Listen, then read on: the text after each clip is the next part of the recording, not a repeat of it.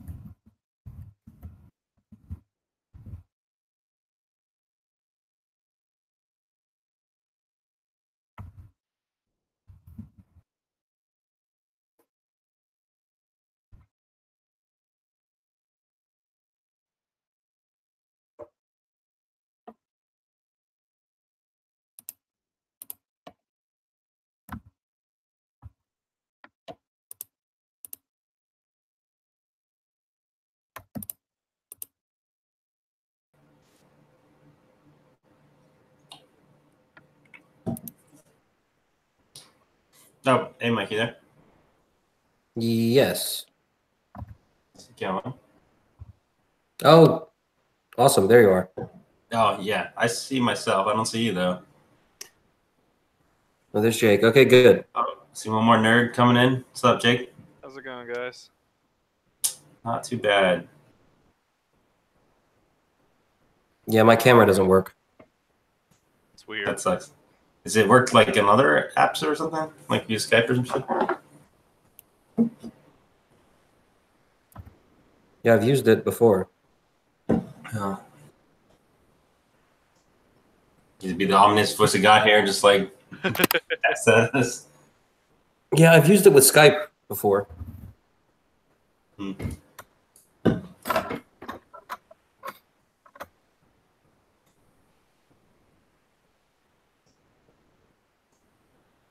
Jake, why is your shots so narrow? I guess you might be more narrow like that. Let's see. What do you mean? Like, isn't like your resolution is like really small? It looks like on my screen. I don't know. Like, I don't have anything special done to it. hmm. Could it be the way you've got your screen set up? Yeah, maybe. When you mean narrow, do you mean like when I'm talking it's small, or like the little icon small? Just your icon's like it's like smaller than mine. Maybe it's just a visual thing. Yeah, I think everybody's icon but your own is narrower. Oh. So mine's like square on your screen? Yeah, yours is small on my screen. Okay. Well, mine, I'm good. I think it's so that you can see what you look like better while other people are popping up. Because you never pop up for yourself. Right. Okay. Well, I look fabulous. I was just speaking, looking better, man. What's up, Jesse? What's up? How's it going, man? It's going. So since we're off air, fuck this list. That is bullshit. George's list? I haven't even looked at it yet. I don't think it's that good, dude. I think it's not, like, I'm not that scared of that list. I don't know. George. It's 3 hordes of archers. Yeah, I mean, that's it, though. Like, you know what I mean? Like, I don't know. Yeah, like that's all. He's got some really weird allies added in. Like, he right? he was like, well, I took all the shooting I could. What else could I do? I guess I'll ally in some defense 6. People don't like defense 6, right? Yeah, that is almost exactly the way he described it to me. It's like, well, why not some earth elementals? I don't know, man. I was in his list, and it's like, I don't know, against any of us, like, I'm just like, I hope Chris, for some reason, winds up playing him, because he's going to be laws, like, George can be like, Daka. Chris can be like, well, I healed all that, so get fucked. I didn't take that this time. Yeah, he lost his healing. What's up, Chris? Hey, so is my audio right? Because my video is not working with Hangouts. Yeah, you I had to do it. Good, and I can see you. We see you in here. But... I had to use a different camera. Oh, okay. The original wasn't working. Oh, yeah, shit. I have headphones. I mean, they're not really good headphones. I don't know that I'm going to be able to get my camera to work. So if I can't, then I'll just be a disembodied head or whatever. Yeah, I kind of like that. When you run the tournament, you do you. Yeah, exactly, man. Like a sweet picture. So I'm not scheduled to start for 15 minutes. In a couple minutes, I'm going to post a reminder to like Facebook with the regular YouTube thing. Yeah, so it turns out there's 2 different URLs you have to send. You have to send the Hangouts URL to people you want in it, and the regular YouTube URL to people you don't want in it. But there's nothing in Google's help that explains that. So luckily, I stumbled across it, and you guys are here. And it's not just people listening to me like clicking around my keyboard and cursing, trying to figure out what the fuck is going on. I think we're live too. By the way, like the YouTube stream is going right now. Yeah, it's going. Yeah, that's apparently how you have to do it now. You have to like make an event. A YouTube live streaming event, and then start it as a hangout and add people to it. You have to schedule it, but then you can start it whenever. Like you don't have to stick to just the schedule. I don't know. Google weird shit. So I hope Thomas just fucking jams George's throat, just like wham. Pretty awesome. Yeah. I'm mainly angry at the lazy army building. Like, seriously. Well, the chariot spam didn't work, so obviously he just has to, go the different direction. How much you want to bet one of those archer hordes is just his fucking chariot horde he cut in half? Walking around with some fire disc. And he's like, he looks like an archer. Son of a bitch. I mean, like, he could have just, like, I don't know, man. Like, look at his list, and he dropped all his speed. Like, he's got 0 speed in that list at all. So, like, you just back up from it, right? I mean, yeah, it's like, how's he gonna win in Vegas? Like, I don't know. I don't see him winning in any scenarios. Like, he gets outsped on literally every matchup except for basic doors. Well, he's got 1 horde of chariots. Ooh. They have the potion of the caterpillar, which is... That's great. Yeah, no, it's good. Well, I had you. What's that doing? See, that's why I shouldn't clean up the garage. We're talking shit now, and we're just hearing this, huh? Right. We're like, there's no one in the YouTube. Fair enough. Fair enough. Oh, what's he gonna do? Kick my ass? Not roommate with me? Oh no! Oh shit! Okay, I posted a quick reminder to Facebook. I'm sure ones of people will tune in. I said we got like 10 viewers. Yeah, right. You get 10. I was super happy I found earbuds. Man, gosh. Share the link on like Unplug's page and stuff like that too. There you go. Okay. You get like 12. Yeah, there we go. This is why domestic violence happens. Right fucking here. Oh shit! That's where the model went. Cool. Yeah. When do these start? They start at 8, right? Yeah, I said 8 o'clock technically, so we have till then to shoot the ship. So if people want to like get a drink, go to the restroom, whatever, we have a few minutes. Oh hey Jay, Yeah. I'm proud of you, man. I yelled at somebody about that cripple book you hate. Oh yes. Oh man. One of my friends went to a library in Britain, and they had a whole like really nice display, complete with images and stuff. And she sent me a picture, and she said, "All my husband and I could think of was you when we saw this." I hate that book so much. One of my kids was like doing it for sociology, and he's like, "Yeah, it's a really heartwarming story."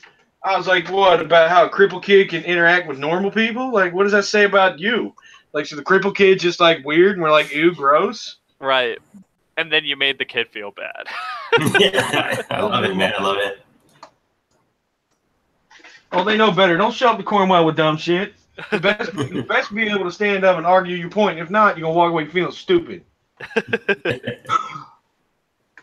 Like one of the kids found a Mastercrafted channel. They're like, "Oh, Cornwell, I didn't know you had a channel." I'm like, "It's not really mine. It's my buddy's." He's like, "You only got 2K views?" I'm like, "Really?" I was like, "Watch the power of Google." I pulled up his video from 6th grade. I was like, "You got 8. 2 of them are your mom." He's like, "How'd you find that?" I'm like, "Bitch, please." My internet. I'm like, "Bang, bitch, you just showed up to it. I was born with it. I was molded by the internet." That's right, man. Kids these days don't know shit, right? You merely embrace the darkness. I was born to it. Right. You know nothing of Kazaa, peasant. So Jesse, is your army ready for Blue City Brawl? I am struggle busting to get the last beef packs done. Yeah, I'm not winning best painted. I'm painting it right now. Yeah. Oh, solid. Like literally. The good news is I have $23 invested in this army because you're gonna see a lot. Because Russia may have helped Trump and Russia helped me. Yeah, those bullshit Russian models are like $4 a pack. Like, yeah, give me 5 of those, thank you. So yeah, I probably purchased bullets for some Russian to shoot a Ukrainian, but you know what? My army will be done. So, Jesus. I mean, really. Man, it's all with models, man. Yeah. I'm hoping to use that Mountaineer also, so I'm trying to not make them look too bad. Well, here's the thing. I love Andrew Summers, and it kind of chaps my ass. He messaged me like 2 days ago. Now, mind you, I've never played Herd. I have no interest in playing Herd. Mm-hmm. I get to play style, but my ogre's the same way. I'm Alpha Strike, but I at least have armor to survive. Herd's like, boom, it's not dead. Well, fuck, you killed that unit. Good job. So I'm like, you know what, fuck it. I'll do something outside my comfort zone. I'll do 1K a herd. Andrew's like, yeah, I'm going to do orcs. I'm like, cool, we'll do herd and orcs. Andrew messaged me 3 days ago. He's like, yeah, I haven't worked on my orcs at all. I'm going to run Brotherhood. Like, you motherfucker. So that's cool. So now I'm just trying to finish it out of principle. Like, you fucking prick. I should do that to Greg jokingly. Hey, Greg, by the way, you know how we planned on having enough breath to be able to work together? I'm taking undead instead, so I'm bringing no shooting. Hope that's cool. Oh, and I got to meet Joe Neat at Adepticon and call him an asshole to his face, so that was cool. I saw he didn't even make that first page of standings at Adepticon. Okay. And I told you, Jake. Well, I think I told the TOs, like everybody here, like he was bitching like the 4th round about Shannon's like list, and I don't know how many times you guys have played Shannon, because I played in the Midwest a lot, so I run into Shannon a lot, and as we have he's not 5 viewers, huh? As we have 5 viewers listening to you talk shit. That's fine. I think it's all 4 of us, but whatever. That's probably it. Yeah, actually. we're off air at the moment. All right. Yeah. No, So I think if you go to the regular YouTube link, you can see us. We're there. Whatever. I just say off air though on top. I see what you're saying. What's the worst thing you do? Kick my ass? Anywho. But, I'll be back in a second. So Joe is like literally pouting, like he is just mad. He's like, fucking shooting takes no skill. I'm like, Joe, it takes some skills. Like Shannon's got a lot of different shots going on. He's like, yeah, just shooting's bullshit. I was like, how much fireball do you have? Well, I've got Chromius and I've gotten a free. I was like, you have 40 piercing on fireball. Like, quit being an asshole, man.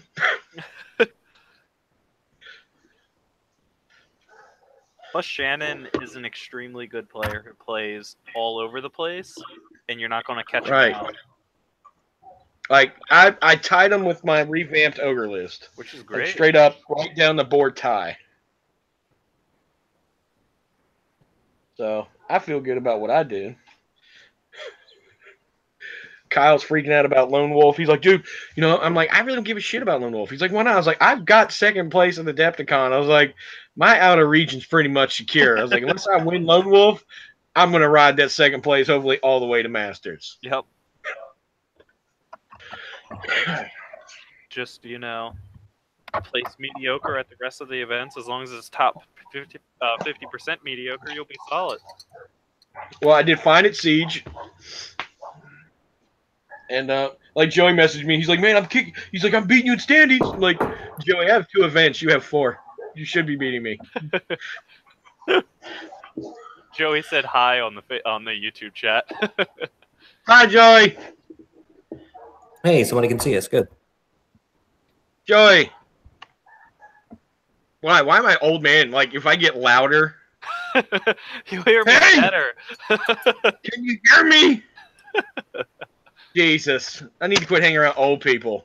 All right, I'm going to go hit the restroom real quick before we get started. My camera is just not going to work. I tried to switch it to my phone, and it doesn't want to join in the live stream from the phone, and Chrome doesn't want to ask permission for my camera, and I can't figure out how to give it to it from the camera settings side. Like, it's weird. So I'll just be this pulsing blue dot and oval thing. After dark, man. That's what I'm seeing. That's why my camera works.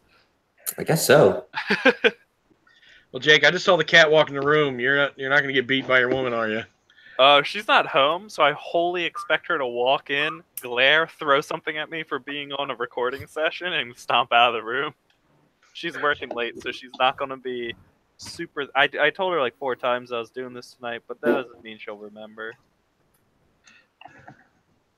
Yeah. Damn, you having fun times with your friends. She doesn't care, except for because she was working late. She's like, I worked late and you've been sitting here having fun? My girlfriend's aunt's dying or some shit, so she's not home. That's cool. Well, sorry to hear about that for your girlfriend. I don't really give a shit. Her aunt's kind of a mega cunt. Damn. I mean, I should care, but I don't. Like, Right. whatever. Well, she wakes me up like here's the thing. Like when I had cancer last year, my mom was like super worried. And of course, she's like, "I'm gonna move down there, and like I'm gonna come tonight." I'm like, "Mom, why? Like, did you pick up a doctorate while I've been moved out?" She's like, "Well, no." I was like, "Then what good are you?" Like, not trying to be an asshole, but let's think this logically. So, of course, my girlfriend's like freaking out. She's like, "Holy shit, my aunt, blah, blah." I'm like, "Oh, awesome, baby." I was like, "Are you a respiratory therapist?" She's like, "No." I was like, "No, you're a law student." I was like, "The hospital screws up, sue them." Like, but that's all the good you're going to do. That's more than most people can do. Right. I'll teach him to, at least dot their I's or something. I don't know. Damn, Alex, do you hate Sean? Like, who made these pairings? Shit. Dude, he challenged me. All right. I'm like, I mean, it wouldn't be bad enough to play you, but it's the fact the boy is playing like dwarves. So you're like, oh, I know exactly what this army's gonna do. If I kill this and this, I really don't give a shit what the rest of this army does. Sean has actual dwarves in his army, and I don't think Alex knows what the dwarf army with dwarves feels like. It's been too many Clash of Kings since he used them. Jake, when's the last time we played again? Last week. All right. What about Clash of Claws? Remember that? I do remember that. That was pretty painful. How many dwarfs in that army, huh? If you don't count those stupid long rifles. It's enough, man. Still a lot. Still a lot. I actually like Sean's list a lot, to be honest. I think it's pretty good. Like, I'm a fan. I'm a Sean fan. Like, I hope he wins. Who's Bart Kohler? Sounds like a car salesman. Bart's awesome. Bart's a guy from the Northeast. We got a couple of Northeast visitors coming down. I'll cover who people are when we do the lists. Cool. I'm Bart Kohler, and I'm here to sell you a used Chevy for only $9.90. He looks like Vince Vaughn. That's sweet. He reminds me of it. If you see him, like Jake, you know him, right? Oh God! I think I do. I wish I knew now. Vince Vaughn. No, he looks exactly like Vince Vaughn. Bill's gonna die. No spoilers. We haven't gotten there yet. Yeah. Oh, yeah, that's right. Don't give up all the discussion before it starts. Exactly. Are the grudges on the bottom here? Oh, sorry. We have 2 minutes until we're technically on air. I'm sorry. What was your question, Alex? I was just saying, like, are you gonna do grudges first? Or are you gonna go in order of like we got here, or what? I'm just gonna do table order. Oh, okay. So top down, as it is in the spreadsheet. And who's your ringer? Is it you? My ringer is me, unless Matt Fisher can come, and whenever he's here, he's the ringer. Otherwise, it's me. Steve Bassler, the best goddamn Twilight Kin player in the country. I feel bad for the ringer. Yeah, the ringer list probably makes little sense because it's literally I looked at my Warhammer Fantasy Empire army and was like, okay, let me shoehorn the models into Kingdoms of Men, and whatever I get is what I get. So I have no idea if it'll work or not. I just wanted an excuse to use my actual nicely painted army. I mean, it depends who's scoring it. I mean, you might get like 4th place in the Midwest. It's better than tying for 6th, which is what I got at Master. So. Oh, don't worry. Kyle almost lost his shit because Mike was like, you would have had a perfect score, but the top knots on your knights, they're all the same color, and you should differentiate them so we have what the different units are. Pretty sure Kyle was about 2 blood pressure points away from stroking out. At least he didn't say you need more banners in the units. Well, Kyle bannered this shit out of it. Because he's like, it's going to ruin this. He's like, this looks good. I'm like, Kyle, I got you. We put magnets in his bases, and I literally we painted a bunch of banners real quick and just magnetized all the flags on there. So while he's playing, he just ripped this shit off. To get it judged, he put them on. As soon as Mike was done judging, he ripped it off. That's a tip Billy should take home.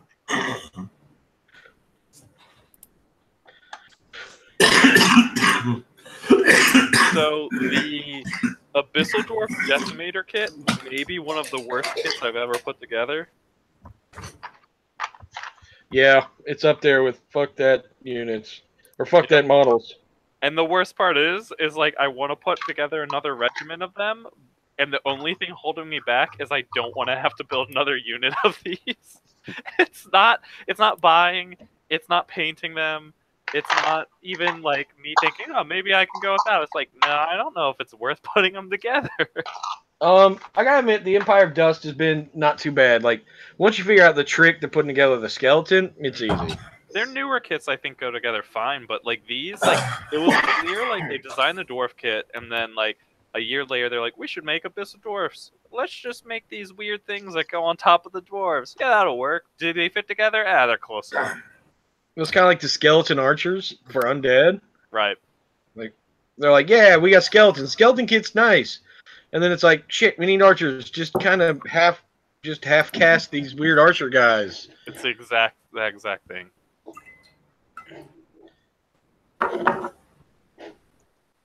Oh, what's Mike running? I didn't look at his list. Oh, okay, that's Keith's list. That's cool. That's nice. So it is 8 o'clock. As far as I can tell, people can see us on YouTube. So I think we should get started. Everybody's here.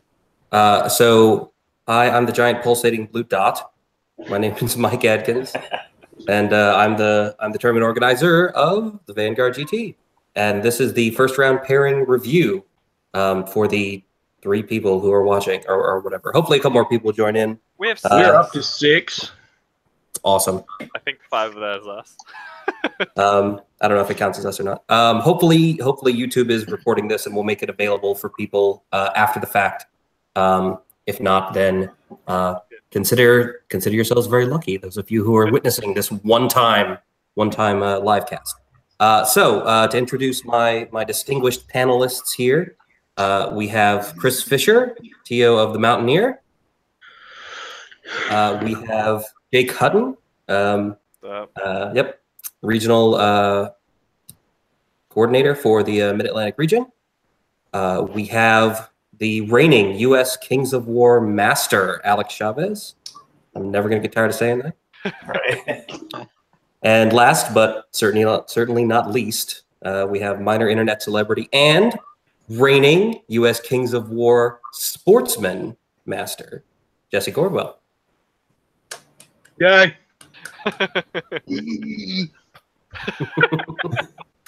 So the format here, the way we're going to do this is we're going to go through the lists. I'll read the contents of the list. I'll say what the pairing is. I'm going to go in table order from table 1 to 10. I'll say who's playing who, whether or not it's a challenge, and what army they're playing, and then I'll read each of the lists. And then we'll have some discussion, and we'll have you guys give predictions on who you think is going to win. The scenario for the first round is invade, so keep that in mind.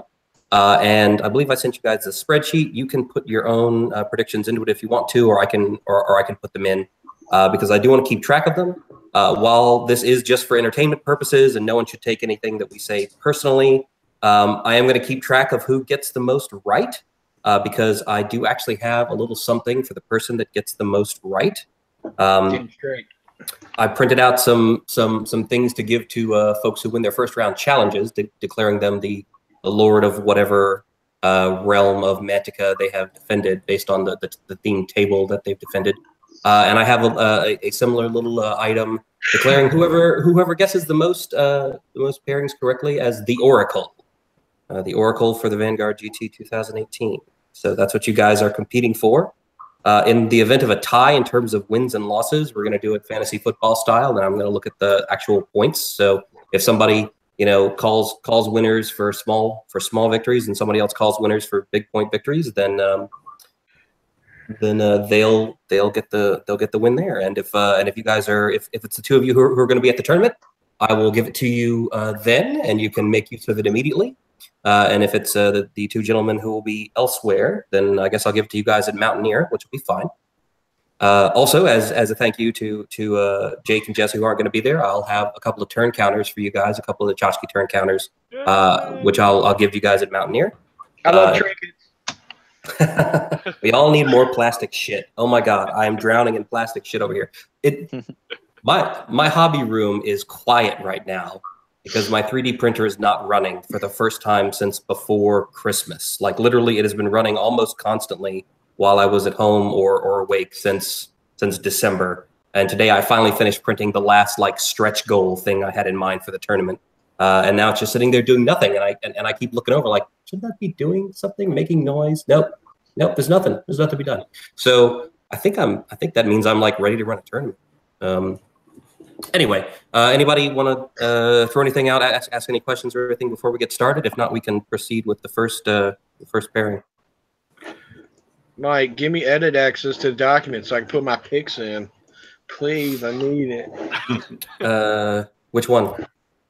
The Vanguard GT first round predictions. Aha. Yep. Hold on. Let me fix that. My crap. With a link.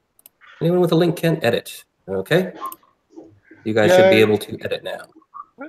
Yeah, baby. Good call. Important safety tip. Saving the TO work left and right. But you. Jesse's all about, right? I just like to pretend I have power over things. I'm like, yes, I could type in a name. I am a god. All right, let's see if we got any. All right, then I'm going to proceed with the first round. Then first pairing. So on table 1, which is the City of the Golden Horn, it's our Basilean themed table. We have Bill Goodrick versus Kaylin McMillan. That is going to be I believe, Hurd and Ratkin matchup. So let me open up Bill's list real quick. Yep, so Bill is playing Hurd. He has 2 troops of Harpies. He has a horde of Guardian Brutes with the Brew of Haste. He has 2 hordes of Lycans, one of which has the Brew of Strength. He's got 2 Beast Packs. He's got 2 hordes of the Stampede, one with Brew of Sharpness and one with Dwarven Ale. He has 2 Shaman, one of which is mounted, has Heal 5 and the Shroud of the Saint, and the other of which has Heal 5 and the Amulet of the Fireheart.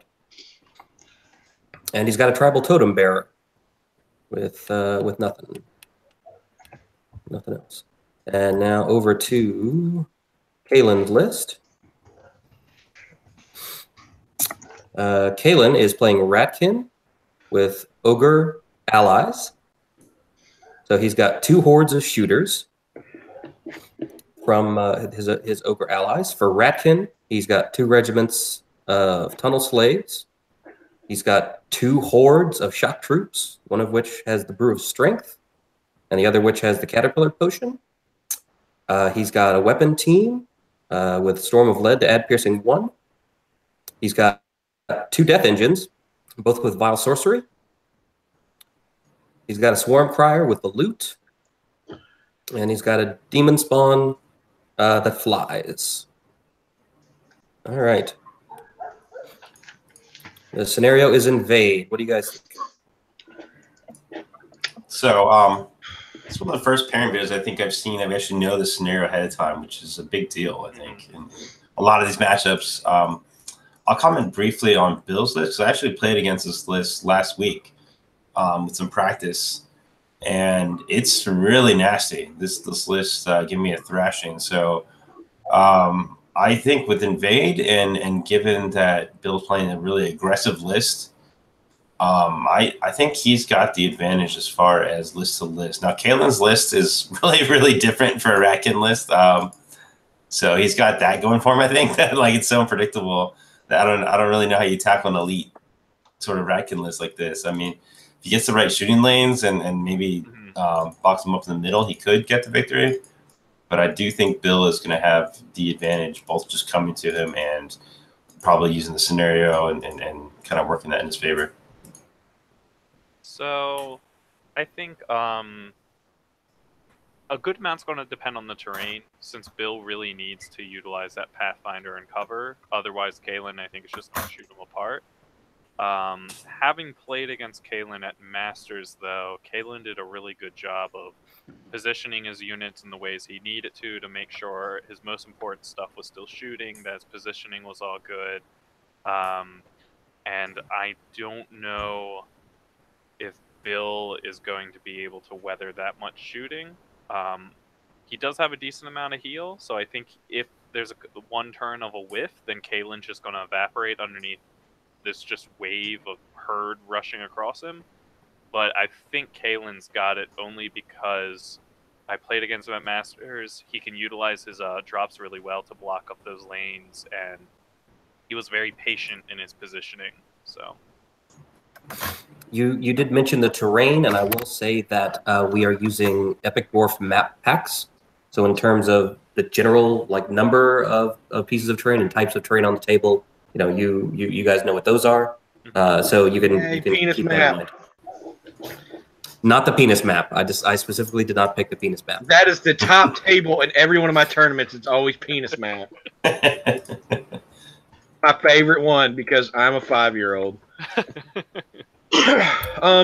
Honestly, looking at the list, I played against Bill. I played against Kalen both. A lot, with the Epic Dwarf map pack. Bill is smart, and he's not too proud to just sit there and wait, especially with cover. It's invade. I mean, Bill's fast enough. He can literally sit there, and then turn whatever, run over the line, win.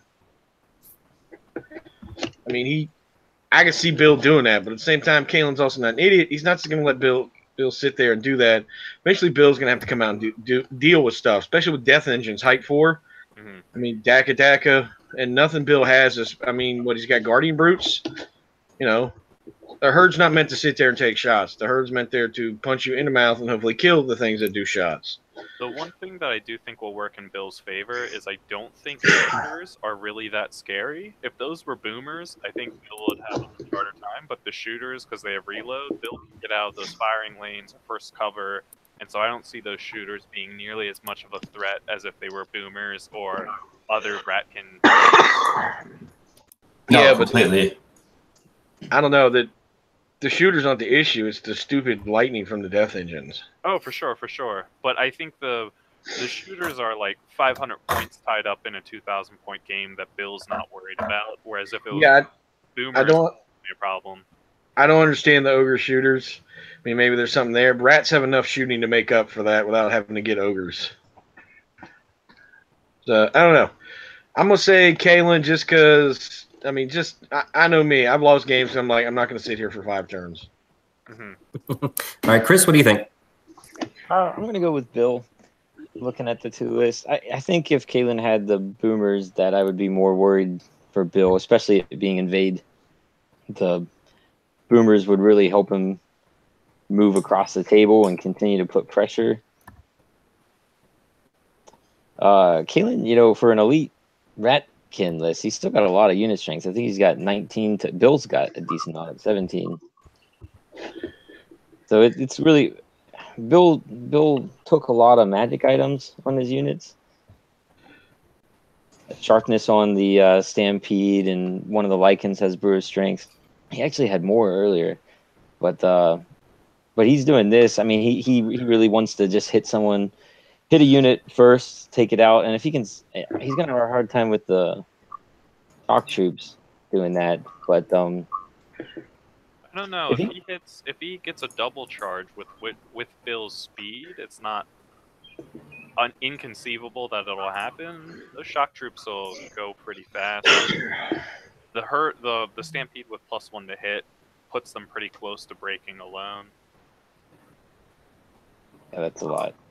Yeah, I mean that's why I'm so good on those units. They can just erase units. I mean, it's you look at Kalen's army, and I think if he had a typical Ratkin army with more drops, he'd be able to do what Jake said and layer and avoid the stuff. But with 11 drops in Ratkin, I don't know. I think assuming he's done some playtesting with this list, that he's got some tricks maybe that are gonna show up, and if he does, then that's awesome. But it will be a tight game, I think. But I do get the edge to Bill, I think. All right, so that's 2 and 2. We got Alex and Chris going for Bill, and Jake and Jesse going for Kalen. I'm going to move on to the next pairing now.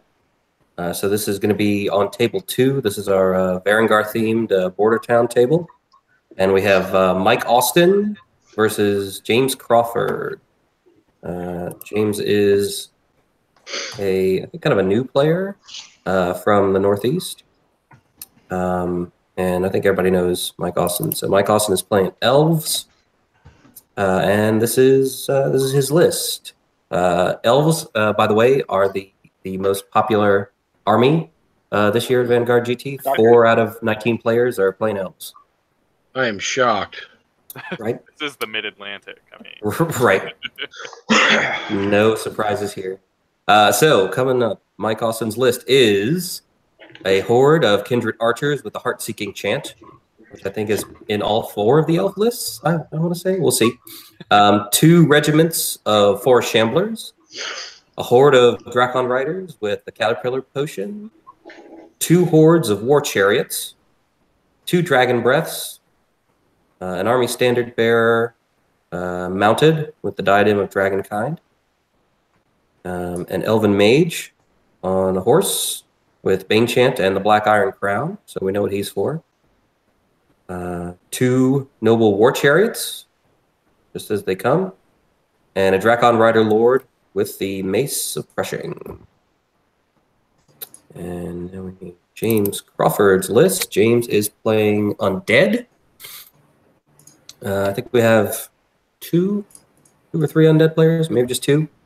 We only have a couple armies that have more than 1. I think we have like 4 elves, 3 abyssals, and like 2 undead, and maybe 2 rats, and everything else is just one each. So here we go. James Crawford's undead list is a troop of wraiths, a horde of werewolves, a troop of Soul Reaver cavalry with dwarven ale, a second troop with the pipes of terror, and a regiment of Soul Reaver cavalry with the wine of elvenkind.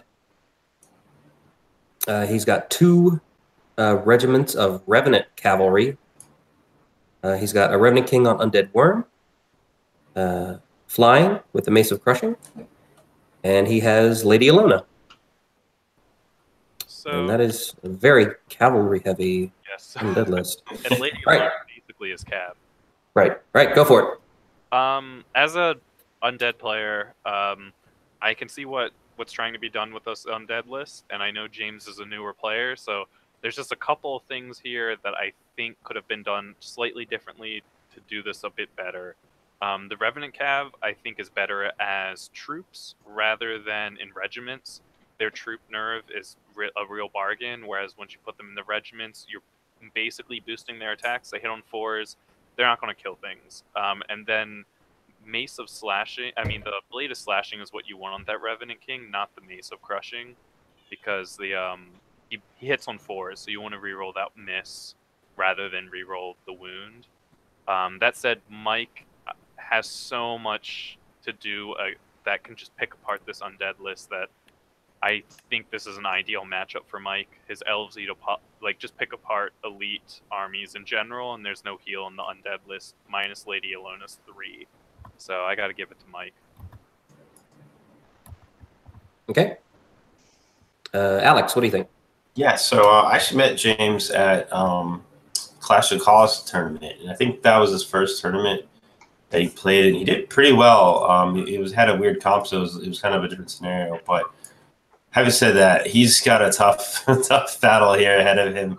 I kind of agree with Jake. I see what he was trying to do with the list here, and I think that the Soul Reaver troops, I would have loved to see just more regiments. I mean, I know it's a lot of points, but like those are what's ultimately going to be the scariest thing for Mike to deal with. And the problem with troops is that it's just too easy to sort of just pick them up off the table. You know, Defense 6 doesn't do a whole lot when your nerve is not that high. So I just think he's in a tough spot here.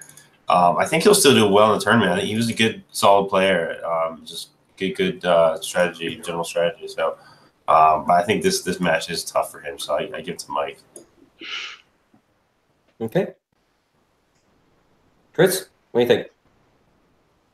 I think I'm going to go with Mike as well. I like the undead list. I like all the vampires. I think we have another list later that's got a lot of vampires. I like that. And it would give me fits. But, yeah, Mike, with the amount of shooting that he has, and he's even got a decent amount of piercing for that shooting, I feel like he's going to be able to pick apart things so that he can then clean up with the Drakon Riders and even the chariots. I think it's pretty solid from Mike in my view. Okay. Jesse, what do you think? I keep going over the list. I see what he's going for, and I think it's kind of hard to do at 2,000. But I mean, Mike's list is made to crack armor. Like it doesn't care.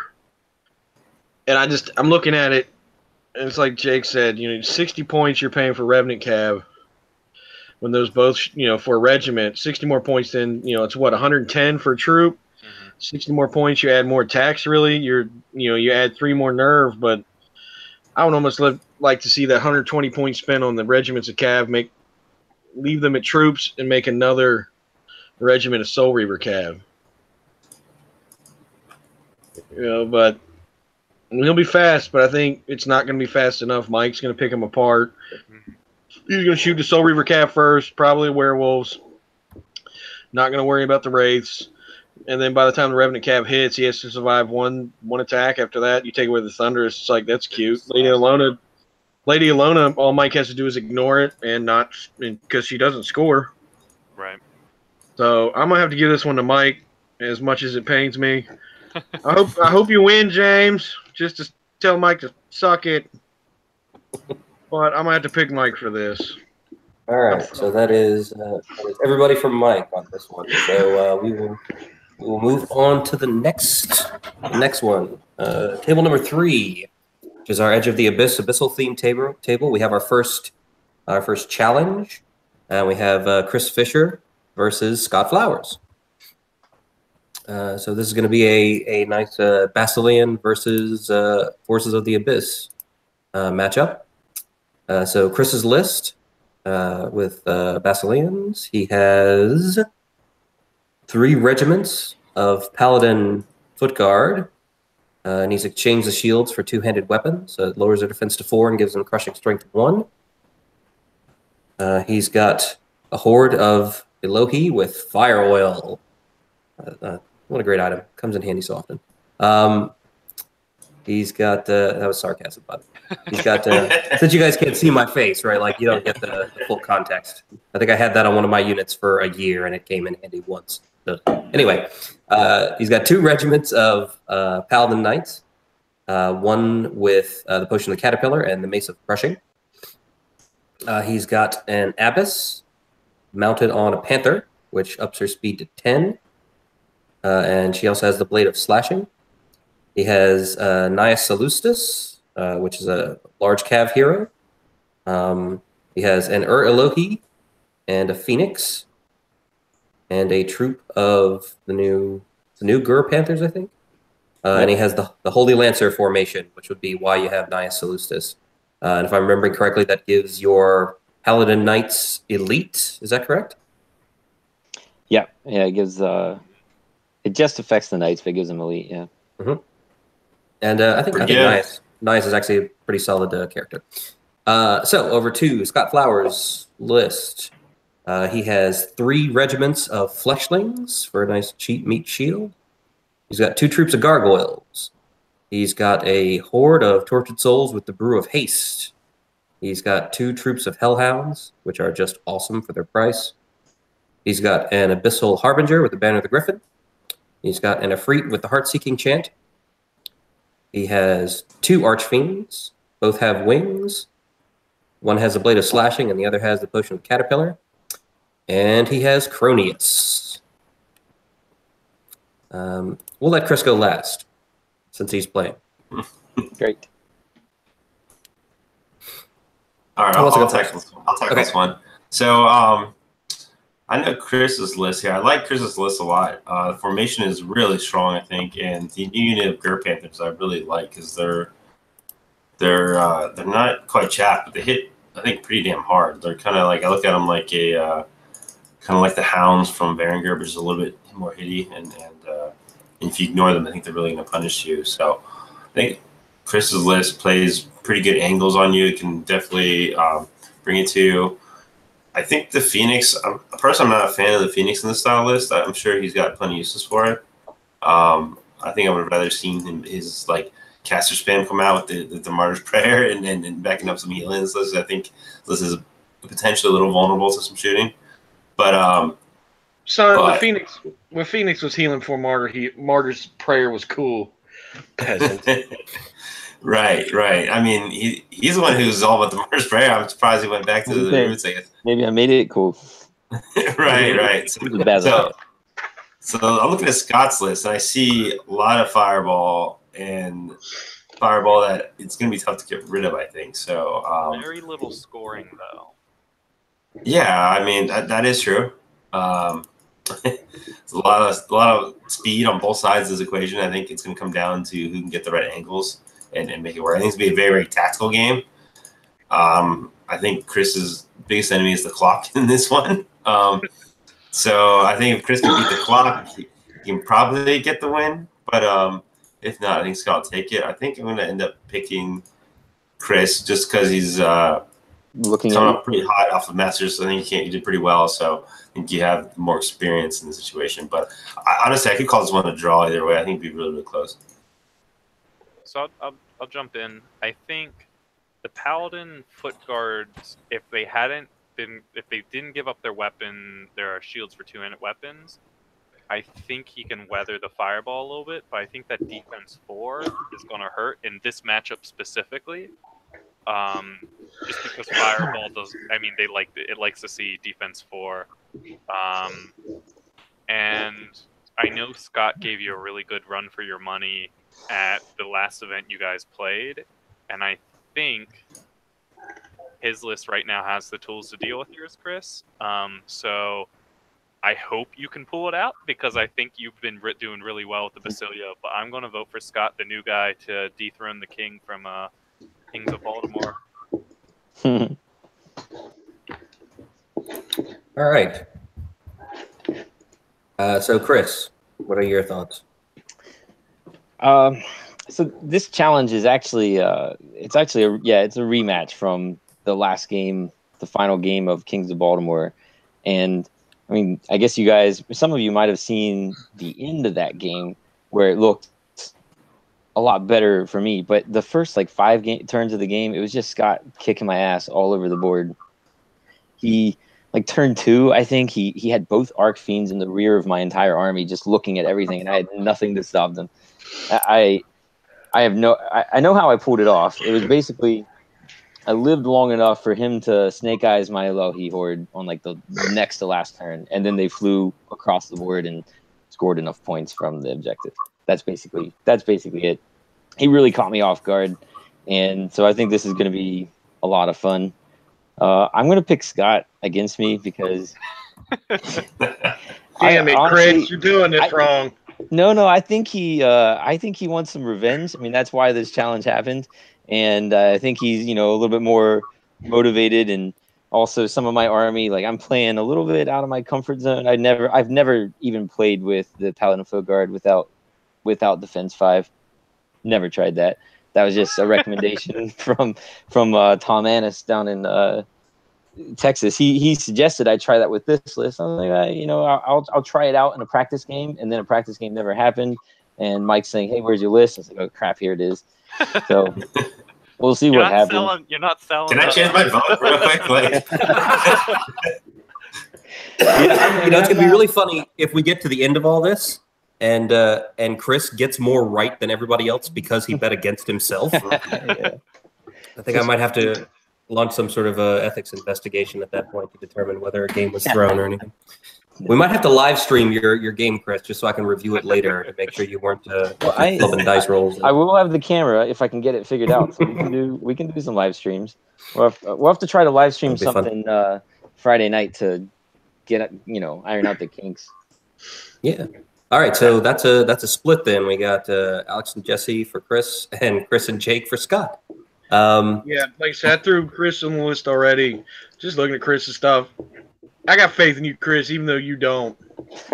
I feel like if Chris can get rid of, so since the scenarios invade, I feel like the fleshlings are going to be more useful than people think. I feel like if Chris can kill the fleshlings, that gets rid of so much of Scott's unit strength. Which is that it's going to be really hard for him to beat you. So, and I think the fleshlings are kind of a unit that he might just sort of sit back and not do anything until late in the game, whereas he flies at you with all this other fast stuff. So I think that's probably actually what this game is going to come down to, is whether the fleshlings creep across the line at the last minute and give him 6 points or not. And he's got stuff to match Scott's flyers, and it's going to hurt Scott a lot more if he jumps at, the demon dude up and then he gets punched in the dick and sits there, because I have learned to respect the abbess, the mounted abbess. Oh, she's good. Yeah, she is. This is definitely a game to watch this round. I think by far, I think this will be the most entertaining match. Scott was a lot of fun to play. I mean, like, even though he was kicking my ass, it was just like banter nonstop, and we played. Well, he played really quick. I used a lot of my time again, but it was a really quick and fun game. So I'm looking forward to playing him again. Cool. Any other thoughts on this one, or should we go on to the next match? I think next match. Hearing nothing.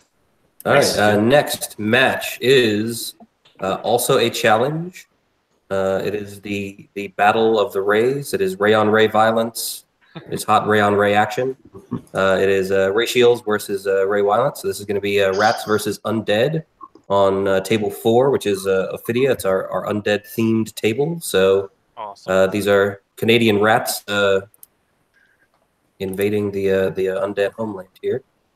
So Ray Shields' list is let me see. He is using a formation. Actually, he's using the Lab Rats formation, which gives regen to a whole bunch of stuff. Mm-hmm. So he has two regiments of Ratkin warriors and a horde of Ratkin warriors, all of which get regen 5+ from his formation. He has 2 hordes of shock troops, one of which has the potion of the caterpillar and the other which has brew of strength. He has a horde of brutes. He has 2 regiments of vermintide. He's got 2 weapon teams. He has 2 enforcers. Both are mounted. One has the blade of slashing and the other has the mace of crushing. He has a warlock with Bane Chant 3 and Lightning Bolt 5. He has 2 Swarm Criers, one with a flying hammer and one with the lute. And he's got a flying demon spawn. It's interesting. He doesn't have the blight. I feel like he had that last time I played him. So this is a little bit different list for him.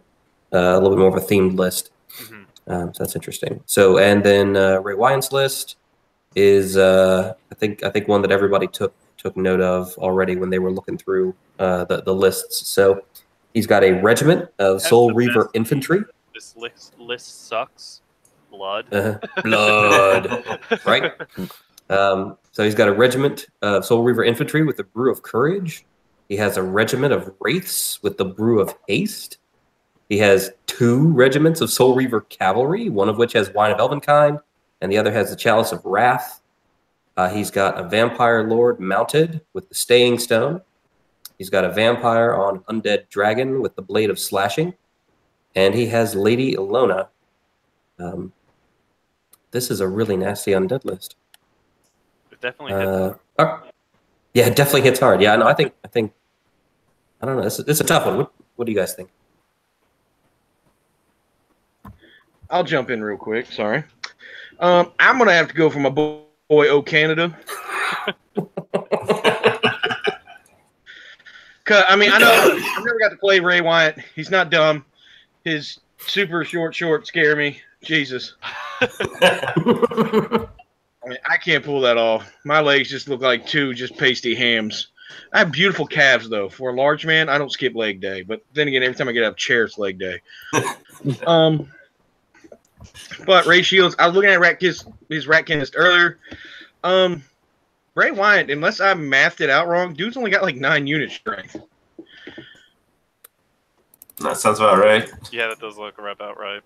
And I mean, Canada, I mean, he's got enough dudes to deal with it. Unless Bray Wyatt's going to throw everything he has in the shock troops or whatever, the shock troops are going to point at something that's going to die. The weapon teams are going to point at.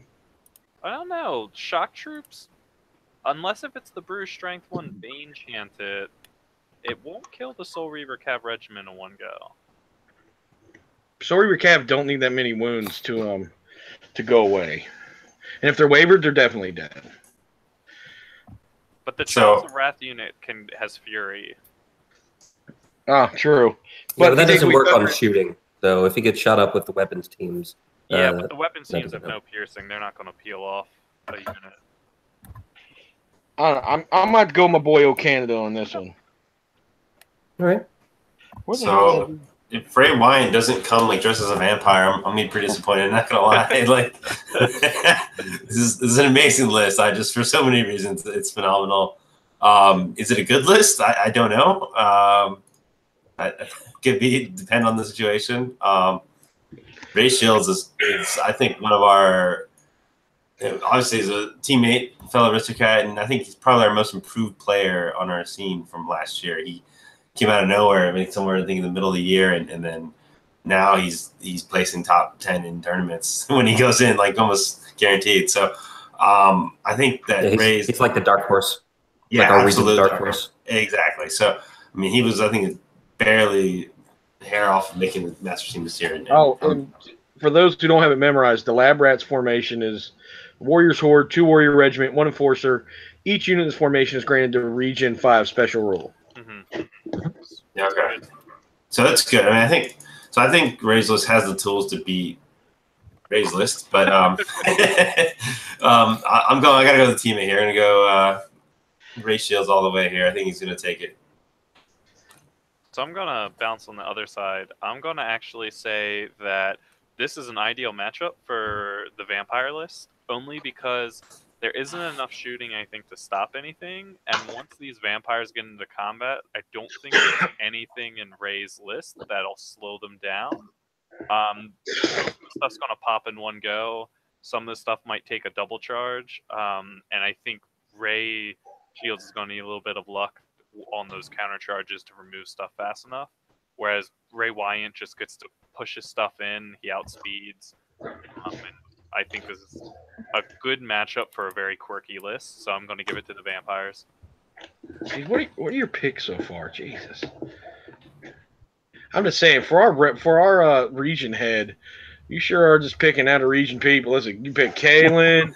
At least you pick Mike. That's only because Mike can beat you up. You pick Scott. At least he's Baltimore. You're picking Northeast Ray. You're not even going into the event. I'm telling you. I at least have an excuse. I was bullied. We're going to the same event. I was bullied into going. Jake would be Northeast, but he likes crabs too much. Probably that's why he's still Mid-Atlantic. All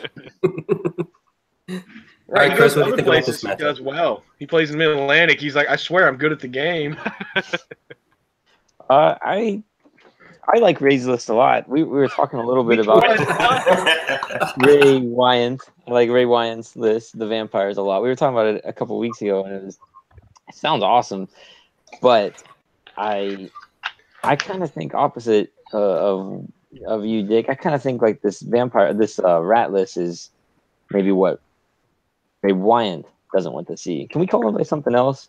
Vampires don't want to see. Yeah, vampires don't want to see this just because he's got him outnumbered by drops almost by a good bit, and unit strength more than 2-to-1 with it being invade. I'm thinking, I mean, the rats could lose half their units and still win on unit strength. I mean, those regiments of the Vermintide, they're only unit strength 1 now, right? Since they're legal. But still, he's got 19 unit strength in a fairly elite list. Well, except for the Warriors. Yeah. Vampire has 9 unit strength. Oh, there's no unit strength in the vampire list. I usually have more than that in just flag guys. I mean, that's the thing, right? So you're going for the rats then, Chris? Yeah, I'm gonna go for the rats. All right. So that's 3 for the rats and 1 for the vamps.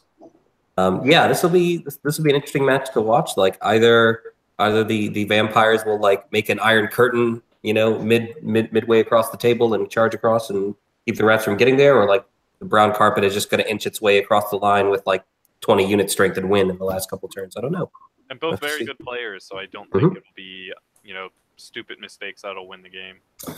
Yeah, like I think actually for the first round, this might be the game that I would pick to watch if I was pitching a game. If I was picking a game to like live stream or to spectate or whatever, I think this one might be the most interesting one, because you've got those like kind of an elite rat list, but still just so many bodies, and then like a super fast, super elite undead list. Like it's going to be interesting to see exactly what happens. Yeah.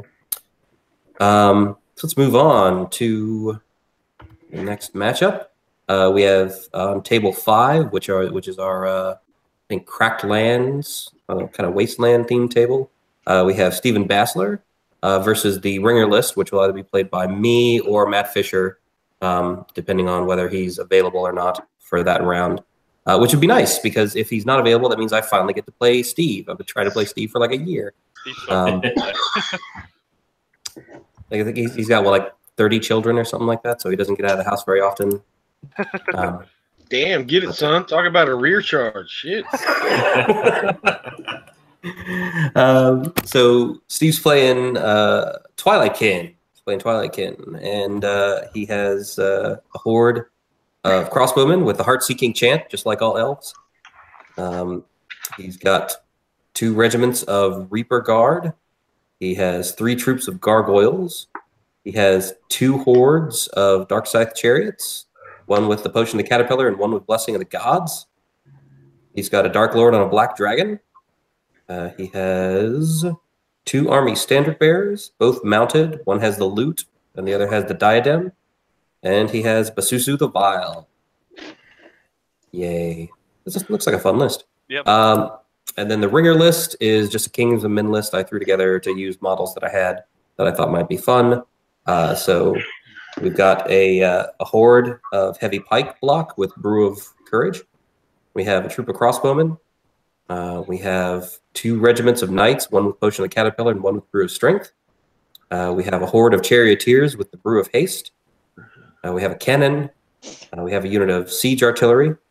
We have a general on Winged Beast with the Blade of Slashing.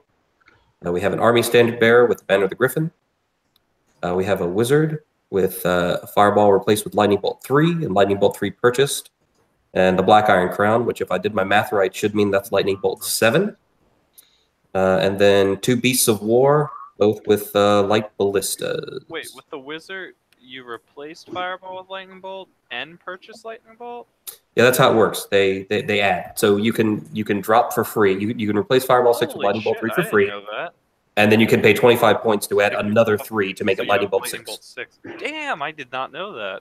Yeah, that's how that works. I think you can also do that with heal. There's some units that let you do that with heal. That's awesome. Yeah, and then I had the Black Iron Crown because I thought, hey, why not 7 dice for Lightning Bolt? Why not? Sounds fun. Well, Jake's making a Kingdoms of Men army. You have one in the closet. Thanks to Mike. Everyone has one. Oh yeah, that's right. Don't you still owe me money on those? Yeah, I owe you $40. Nice. So I know who's buying my drinks at Mountaineer then. All right. So what do you guys think? So of course this Jake's like, damn it. This is the Ringer list. This is the Ringer list. So of course, you know, the Ringer is not really going for the throat. The Ringer is supposed to give you a good game, but basically just play for a draw. But you know, anything can happen. So if you're playing the list, I think it becomes harder to vote. But does Matt play Kings of War anymore? Or I don't think he's played in like a year. Whereas Steve is the best Twilight Kin player in the country. Not anymore. He's always the best Twilight Kin. He still was. Yeah, still is. He still got the shirt. Yep. Until someone can take the shirt from him. So I gotta vote for Steve only because I think he's got a great blended list, and he's an awesome guy. And I'm not gonna vote for the Ringer because that's messed up. That would be kind of insulting to vote for the Ringer or something. I don't know who's playing it, but I'm voting for that guy. So I'm voting Steve too, obviously. One thing I will say about Steve is that he's kind of the wild card of our group. Like on a good day, I think Steve can beat absolutely anybody because he plays with a very every time we've played, every single time. Exactly, he plays very kind of, I don't know, loose and kind of a little bit risky. So if he gets dice, I mean, he will absolutely destroy you. And so I've seen him do it to everyone, including myself, many a time. So. Steve, I'd say the one dark horse in the tournament is Steve. You know, on a good day, he would absolutely just, you know, run right through the competition. But obviously, it's a Ringer. I got to pick him. All right. What do you think, Chris? Are you gonna? I'm gonna go with Steve as well. Steve. I don't know if it's you or Matthew playing. Steve's list is pretty cool, and I haven't actually seen Steve at an event since Masters 2 years ago. And you remember how he qualified for that? He showed up to like one tournament and won it. Yep. Yeah. So he qualified for the Masters. So and maybe he can repeat that. Maybe he'll then get another like once in a lifetime trip to the Masters. Yeah, maybe. Yeah, I think either the Ringer is going to stomp Steven in the first round, or Steven is winning the whole thing. That's my prediction right now. If the Ringer can stop him, then it will put him into a spiral of self-doubt. Otherwise, I think he's going to surprise everyone with 2 hordes of chariots. No one's going to know what to do. It's going to be crazy. Yeah, I gotta go. So we'll see whether I can spoil the whole tournament. Sweet, I have gum. Anyway, side note. All right, that's so that's everybody for Steve on that one. Not surprising. So we will move on to table 6, which is the Mammoth Step, kind of like an ogre themed table. Narrators know. Mike kicks the shit out of Steve. Mike goes on to win his own tournament. That's right. How did the Ringer win? I don't know. He also won Best Painted, even though it wasn't his army. Not enough banners, sorry. I don't see any freehand tattoos. Disqualified. So next table, where are we? Table 6 is a challenge, and we have club on club violence here. This is a sportsmantage and one of their mercs playing each other in the first round. It's going to be good job, guys. Right, Joey Green versus Tony Nelson. So this is likely to be a fun game. These are both fun guys to play with. I would stand near this table just to listen to the banter. Mm-hmm. So Joey's going to be unveiling his new creepy army here. This is his Night Stalker list, which he's actually been painting. It's crazy. So haunting horror spectacle. That's right. So he's got 2 not hordes a of butchers. Not impressed. He's got 2 hordes of butchers. He's got 2 regiments of fiends and a horde of fiends with the caterpillar potion. He has a shadow hulk. He has a planar apparition. He has a terror. He has 2 horrors, one of which has Bane Chant 2. He's got a shade with the mace of crushing. He's got a dread fiend with the blade of slashing. And he has the butcher's block formation, which I don't remember what that does right off the top of my head. I think it gives leech life. No, it gives the butcher's brutal, I want to say, and the shadow hulk +1 speed, I think. That sounds right. That might be right. Oh, I could be wrong, but go with that. We'll say what that's what it is. Sure. Sure. And then Tony's list. Tony is, of course, playing ogres as usual.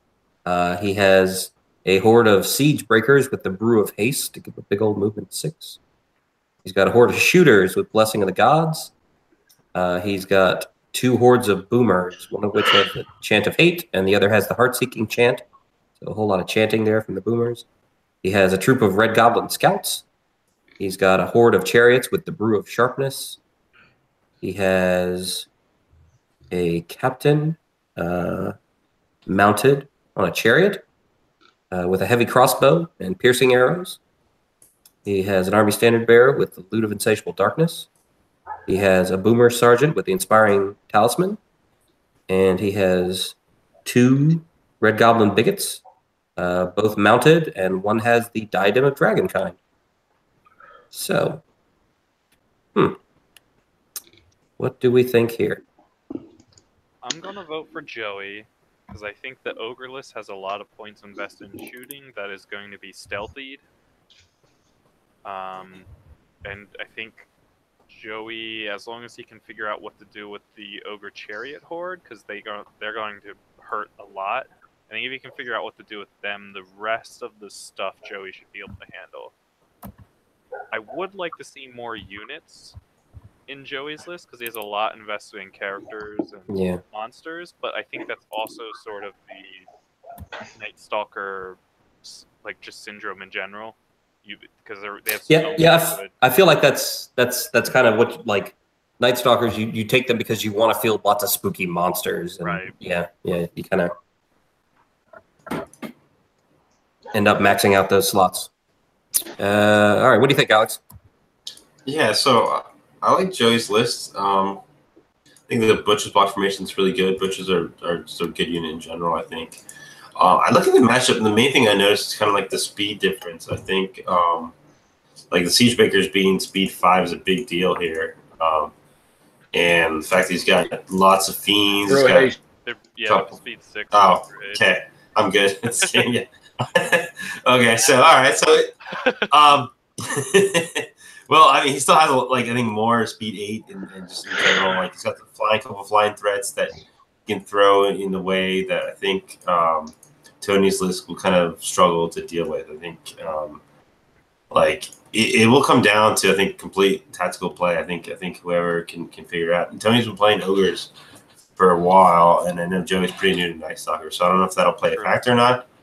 I think I would give this one to Sportsmatage.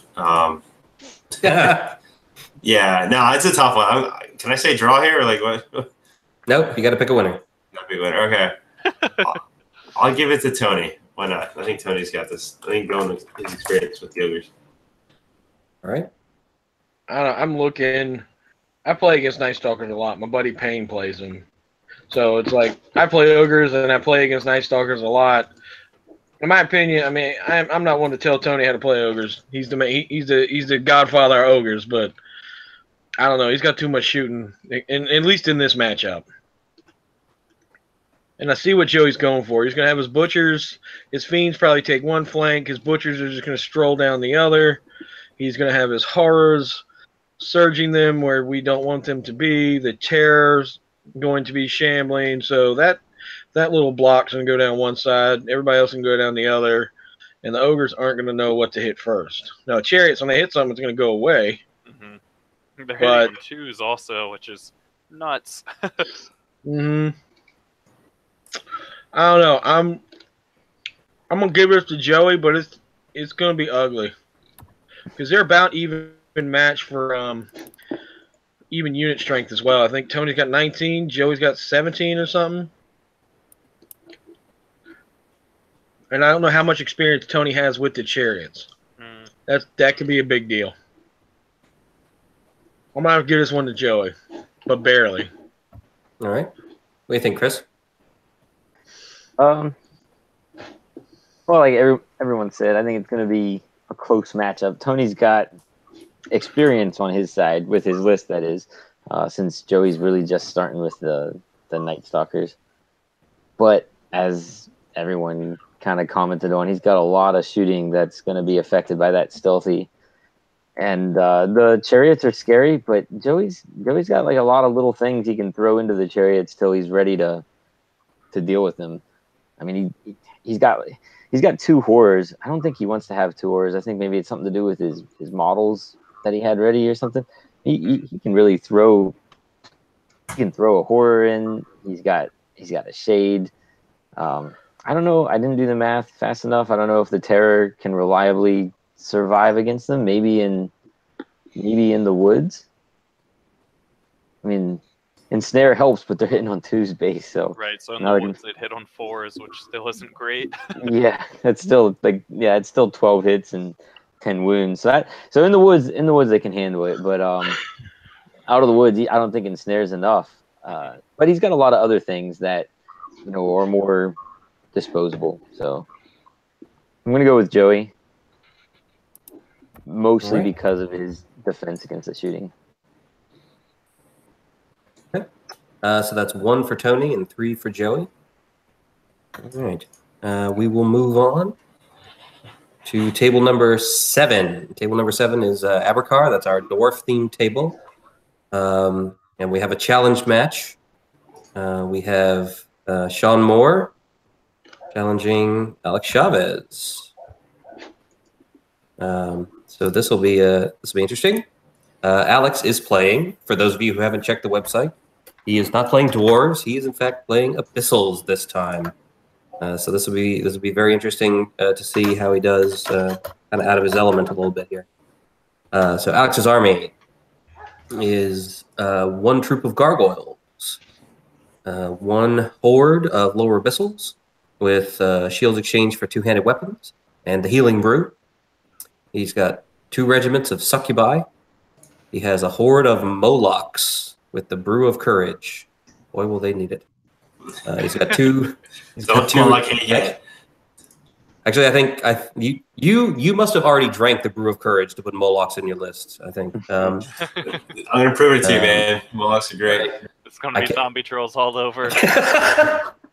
Molochs are the new zombie Molochs. Exactly. Here we go. So 2 regiments of Tortured Souls, which are just really, really good in regiments.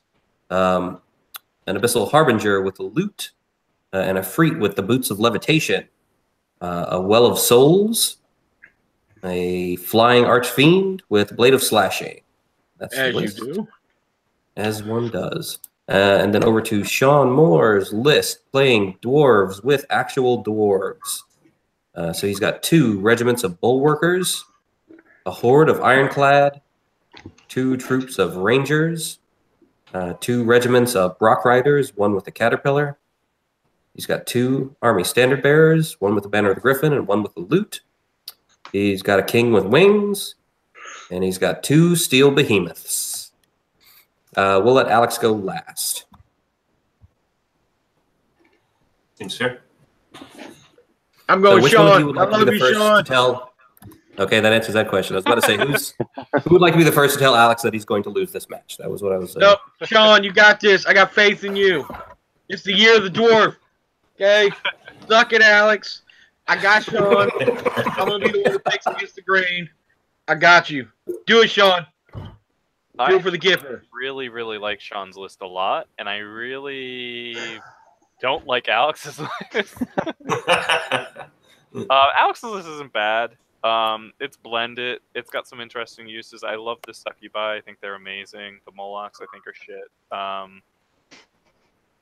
But you thought zombie trolls were good. How good's your opinion? I didn't think zombie trolls were good. I was persuaded into that by the master. This is really fine, dude. Because I listened to the episode of Unplugged GT. By the way, folks, tune in. Unplugged replaced the 3s or the E's with 3s. G's with 3s. Whatever. I don't know. Shut up. But I recall that episode to where you're like, I'm gonna take zombie trolls, and they all yelled at you. Yep, so don't try to blame someone else. It's true.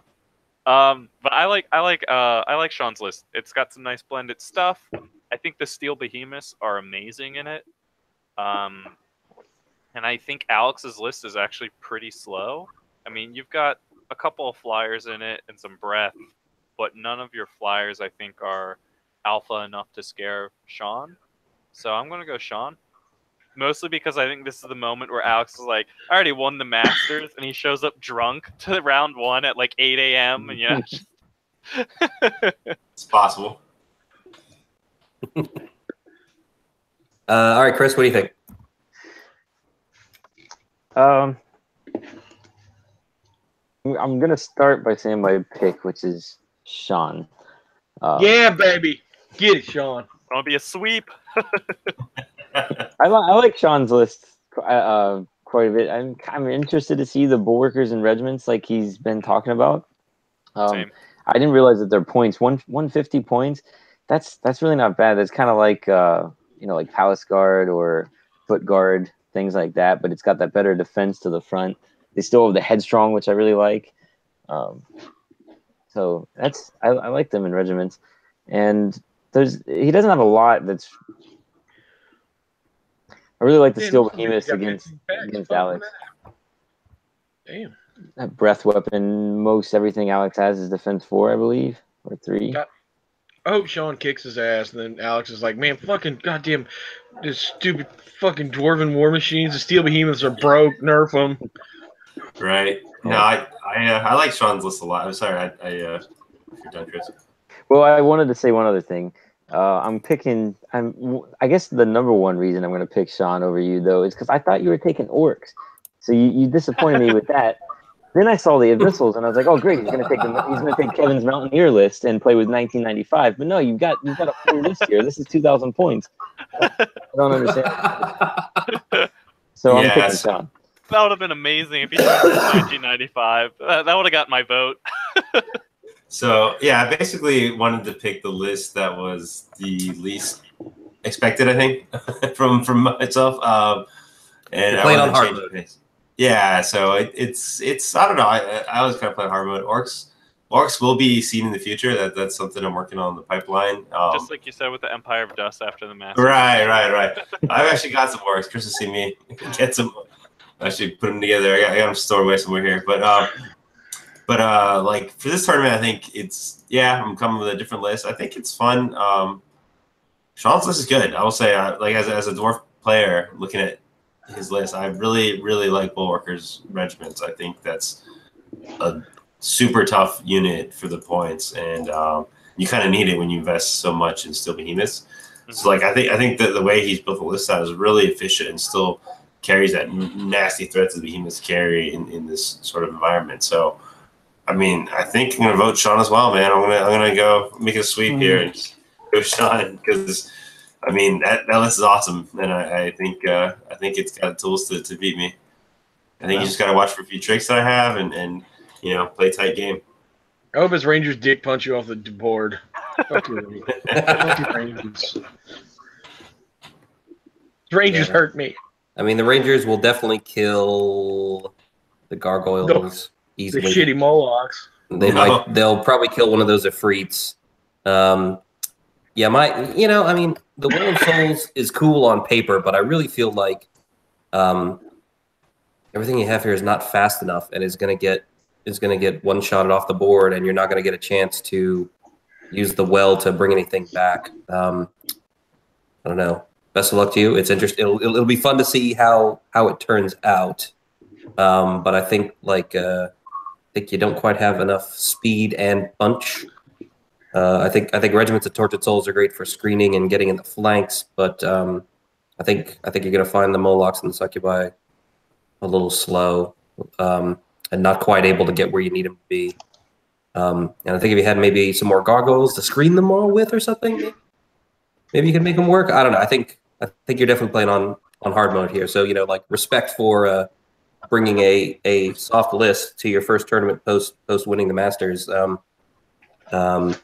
We will see how you do. And hey, if you don't do great, I'm giving out Countercharger award for whoever finishes in the middle, and I've got a nice wooden spoon prize for whoever finishes last. And the more games you lose, the higher chance you have of winning door prizes. So maybe you'll still walk away with some nice stuff. He's saying you're bad, scrub. This isn't as bad as things people give her credit. I mean, it's easy to laugh at the Molochs and this stuff, but this list is causing people off guard. I've been playtesting it, so it's not like I'm going into this blind. So I do have some experience with it. I think the Succubi regiment. God, I hope you're right. I know they did it to me. I think I've played Sean a few times. Don't lose 3 games and suddenly go home. No, he can't, because it's going to snow on Saturday night. So everybody's going to get snowed in and have to stay for Sunday. There's no dropping allowed. That's what Mike calls it when he locks the gate when you enter into the venue. That's right. You can't unlock it. I'm pretty sure Mike will just shut off our Facebook Messenger. Then we'll have no idea how to function as a society. All communication has been cut off. But don't worry, everybody's fine. We're all fine here now. How are you? All right, we will move on to the next matchup. Next matchup is on table 8.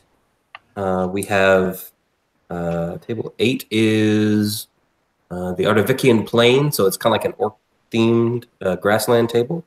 And we have Bart Kohler versus Ken Stubbs. Bart is he's visiting from the Northeast, and Ken Stubbs is from the Carolinas. I think his club is Risky Biz. I think he used to be in the same club as Robert Brandon or something like that, and those guys just came back to Kings of War or something like that. So I think this might be his first Kings of War event. So let's see. Bart is playing elves. One of another of our 4 elf players. So he, of course, has a horde of kindred archers with the Heartseeking chant because all the cool kids are doing it.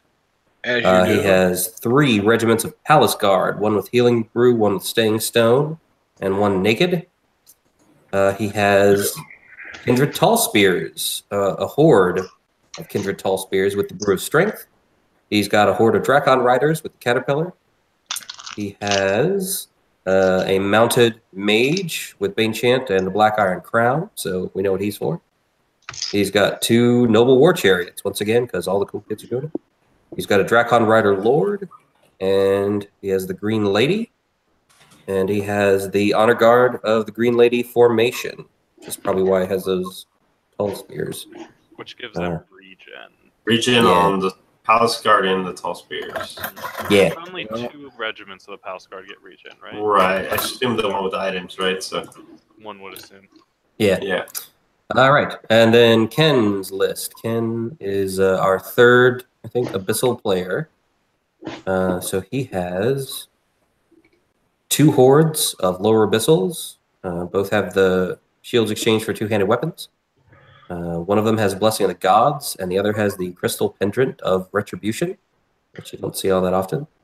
He's got 2 hordes of Tortured Souls, one with the Brew of Sharpness. He has a regiment of Abyssal Horsemen with the Caterpillar, as you do. He's got a troop of Hellhounds. He's got 2 flying Abyssal Champions, one with the Banner of the Griffin. And he has a flying Archfiend with the Blade of Slashing. Once again, as you do. Pretty standard Abyssal list, I think. I really like Bart's list in this matchup. I think he's got enough shooting to put pressure on Ken. He's got, staying power equal to Ken, and the Tall Spears and the Palace Guard, I think, are going to do better in the grind.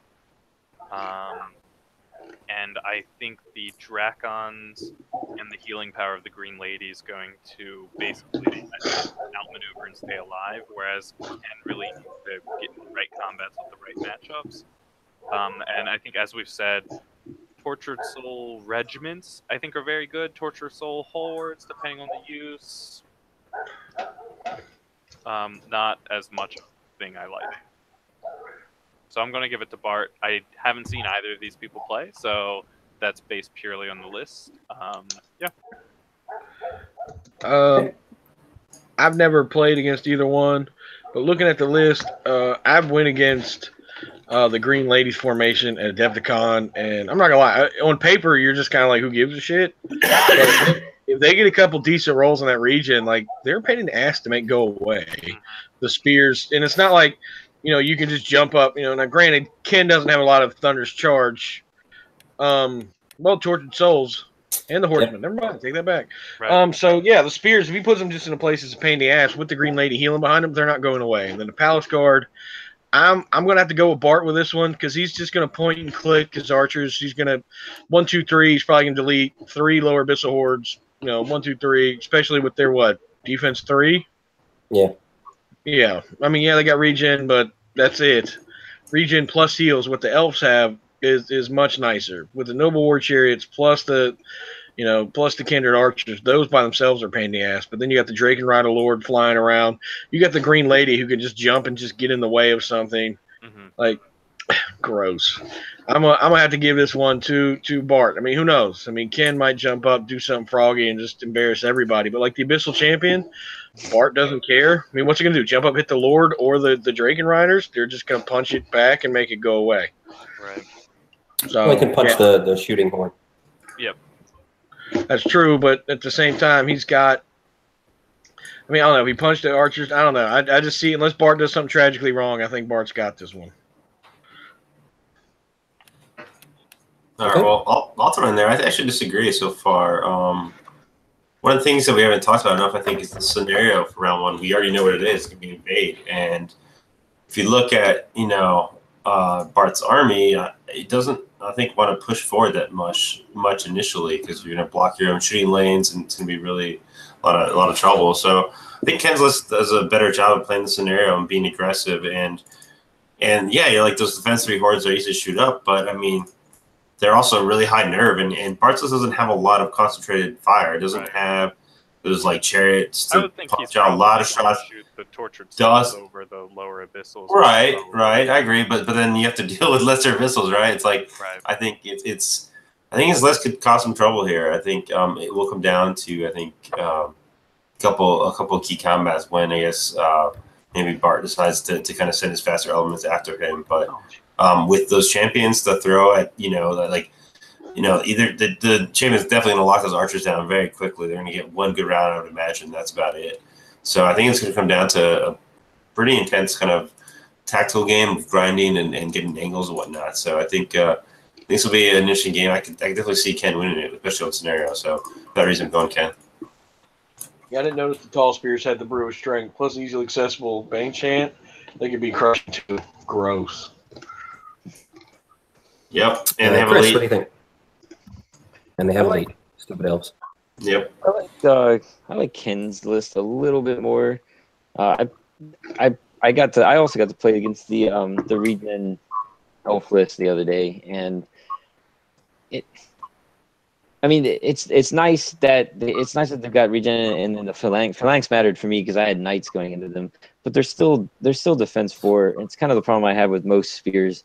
That's why the dwarves are so cool with that defense 5 or 6 now. Mm-hmm. I feel like Ken's got those 2 hordes of infantry. Even with the defense 3, I feel like they've got a good ability to kind of control the board a little bit, and then he's got the souls over top of them. They can see over the infantry. They can fly. I like to see the horsemen. That's pretty cool. You kind of figure the phalanx with the spears is trouble, but then the horsemen and the souls are still wounded on 3s with crushing strength. There's things about Ken's list that I don't particularly care for. Like he's got like 180 points, I think, of magic items. Yep. For me, that's a lot.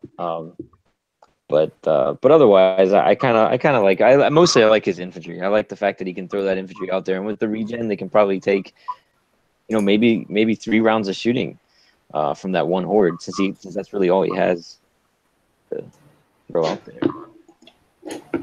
Remember, you still got noble war chariots, and those granted only 8 shots, but hitting on 8, you're hitting on half of 4, so you're probably hitting on 6 with elite. It's 4 shots. Yep. You have 4 shots apiece, so 8 shots. This would actually be interesting, just because I've never seen either one of these guys play, so this would probably be the game I would sit down and watch. Mm-hmm. Yeah, that's gonna be fun. Like as an Abyssal player, like there's definitely things about Ken's list that I like. I don't like that there's no Ifrits or shooting at all in his list, and I feel like against an army like elves, an Ifrit really comes in handy because you've got so many defense 4 targets. Like you can get rid of noble war chariots pretty easily with Ifrits. But he does have those 2 flying champions. So if he does want to send one of those off to tie up a chariot and pop it after a turn or 2, he'll probably do that. And the other one will get up in the face of those other guys. I don't know. There's a lot of there's also kind of a lot of elf infantry, and I feel like Torch and Souls don't grind all that well anymore. So with healing and regen and things like that on the elf sides, if he doesn't double charge those Tortured Souls with an Archfiend or both of them or them and the horseman at something and delete it in 1 turn, if he gets stuck grinding out, I think the elves are going to outgrind it. So I think what you guys are saying about it being a tactical game, I think is probably true, and it's going to come down to whether Ken can maneuver some combo charges, or whether he gets or whether Bart manages to get him stuck in a grind somewhere. Right, it's definitely a great game. I know I have met Bart before at an Unplugged GT, so he's an awesome guy to watch and play. So I think this will definitely be a fun game either way. And he's a good player, so I really this game I think could go either way. So it just depends on what happens kind of in the middle. Yeah, I'm interested to see what happens because I've never met Bart and I've never met Ken either. This might be the only game where it's 2 people who I don't know playing each other. I think I know at least 1 person on every other table. So yeah, this is a big question mark. Any other thoughts on that, or should I go on to the next matchup? No? All right. Next table is table 9. Table 9 is K Luxarn, so it's a Empire Dust themed or Egyptian themed deserty kind of table. We have Sean McCormley versus Richard Knott. I might be the only person that knows both of these people. So Sean is an old Warhammer Fantasy friend of mine who I've been trying to get into Kings of War. He's played a few games, and Richard Knott is like a local guy from Fredericksburg that I've done some teaching games with and talked into coming to play. Cool. So Sean has like a lot of experience, but with a different game that sometimes trips him up.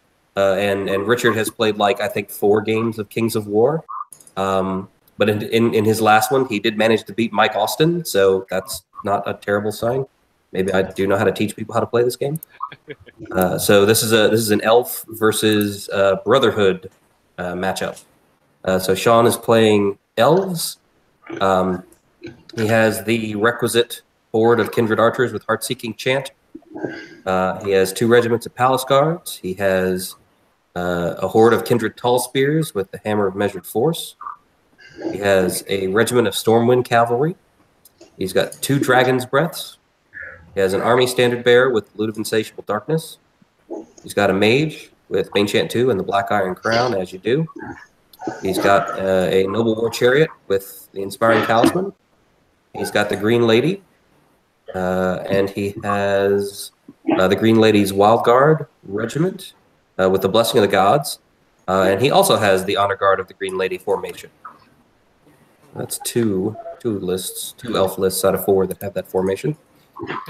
Then Richard's Brotherhood list. He has a horde of Villain Spearmen. He has 2 regiments of Order of the Brotherhood on foot. He's got 2 regiments of Order of the Brotherhood cavalry. One's got the Chant of Hate, and the other has Blessing of the Gods. He's got 2 troops of the Villain Reconnoiterers. One with Potion of the Caterpillar. He's got 2 Forsaken Beasts. One with both have Breath Attack 10 and Ensnare. He has an Exemplar of the Brotherhood mounted. He has an Exemplar Forsaker with the Blade of Slashing. And he has 2 Exemplar Adjutants. One with the Loot of Insatiable Darkness. And the other mounted. And he has the Undaunted Crusaders formation, which is I think that's the Pathfinder formation for his knights. Yeah, I think it's got to be the one that gives Bane Chant. Yeah, the Exemplar gets Bane Chant, and then the 2 knights get Pathfinder. Get Pathfinder, yeah. Yeah, that makes sense.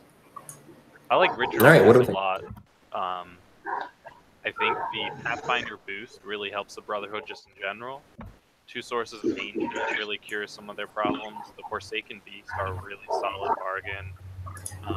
And I think Richard has enough drops, enough nerve, and enough speed to cause Sean a lot of problems. It sounds like both of them are about at the same skill level.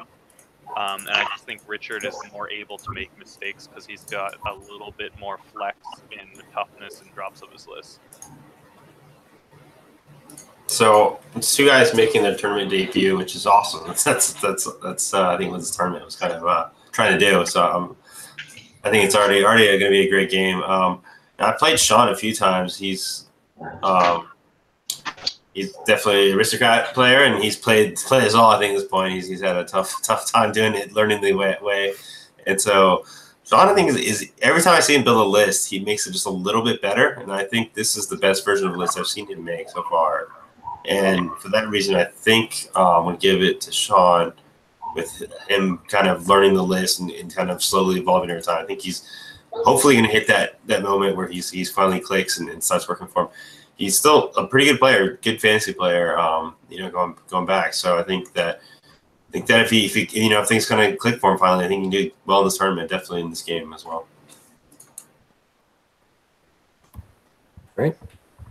I like Richard's list quite a bit. I was actually going to take Brotherhood to Vanguard until Scott challenged me, and then he wanted a rematch. It had to be Angels versus Demons.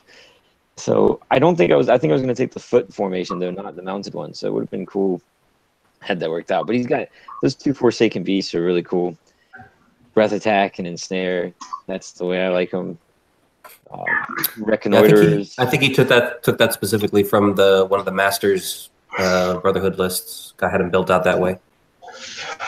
Like Andrew Summers, and yeah, it's good.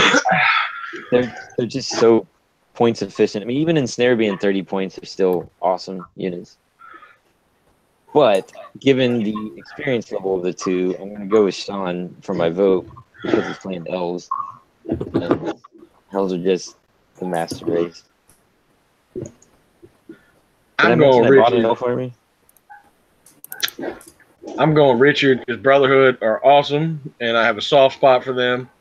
But I would like to give an honorable mention to Sean, just because you put the Inspiring Talisman on Noble Word Chariot, and that's going to fuck with so many people. Because already, every time someone sees a Noble Word Chariot, they're like, does that inspire? Like, no. So in fact, someone's going to ask me, like, does that inspire? You're going to be like, yeah, it does. You're gonna fuck up everybody for at least 6 or 7 more times. They're gonna be like, oh, does that inspire? Yeah, he inspires. Just don't tell them why. Right. Just say it does. You're not lying. Just say yes.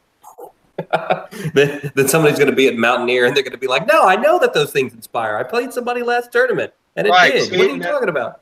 That'll be fantastic. Like, dude, it inspires. Like, no, it doesn't. Like, and the best part will be Mike Austin, like, yelling at somebody. They don't. You know what? Fine. They inspire. They inspire now. 90 points, 4 shots, speed 9 inspires. Yep. Yeah, I can see Mike like chucking dice across the hall at somebody. Yes. Best thing ever. I'm going to go with the Brotherhood just because it looks cool, and that's really all the tactical reasoning I have. Plus, anytime somebody runs Forsaken Beast with Breath Attack and a Snare, yep, just point those some bitches at something and click, and hopefully they keep punching them, and the Beast uses its Kung Fu to ensnare them. I'm not sure how, but it does. Cool. All right, that is everybody. We got another 2-2 split. We got Alex and Chris going for Sean, and Jake and Jesse going for Richard. Apparently, Jesse and I vote the same way with most of these splits. With most of them, there's. No, we went. We picked Chris and Scott. I picked Chris. You picked Scott, and I picked Canada. You picked You picked almost Canada. Yeah, but with Kaylin, with Bart, with Richard. Let's see the next one, shall we? Just a couple of we're totally not delaying getting to the last table. I don't know what you're talking about. After by the third table, by the third matchup, we have enough diversity of you guys' opinions that we shouldn't have a tie. Perfect. Because we've got but between table 1 and table 3, between those two, we have enough on depending on who wins those twos, you guys can't tie. I don't think. All right, so that brings us to table 10. Table number 10 is the Winterland, so it's like a winter elf themed table. This is another challenge. Half of the field was actually challenged. 5 out of 10 matches were challenges, which is pretty cool. I'm really happy that people did that. And we have George O'Connell versus Thomas Strother. I will read George's list first. George is playing elves. He has a horde of kindred archers with the heart-seeking chant because that's required. But then he also has 2 additional hordes of kindred archers with nothing on them for a grand total of 3 hordes of kindred archers. He has a horde of war chariots with the potion of caterpillar. He's got 3 dragon breaths. He's got 2 army standard bearers, one with the diadem of dragonkind because he doesn't have enough breath attacks yet. And the other with warbow of Kaba because he doesn't have any shooting yet. He's got the elven mage with Bane Chant 2 and the Black Iron Crown, just like all the other elf lists.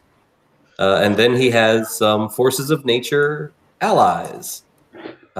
He has whatever. Hey, earth elementals are awesome. And if I was playing, thin-skinned elves having like some rocks standing around in front of me, that'd sound like a terrible idea. So he's got a horde of earth elementals. He has a druid with Surge 7.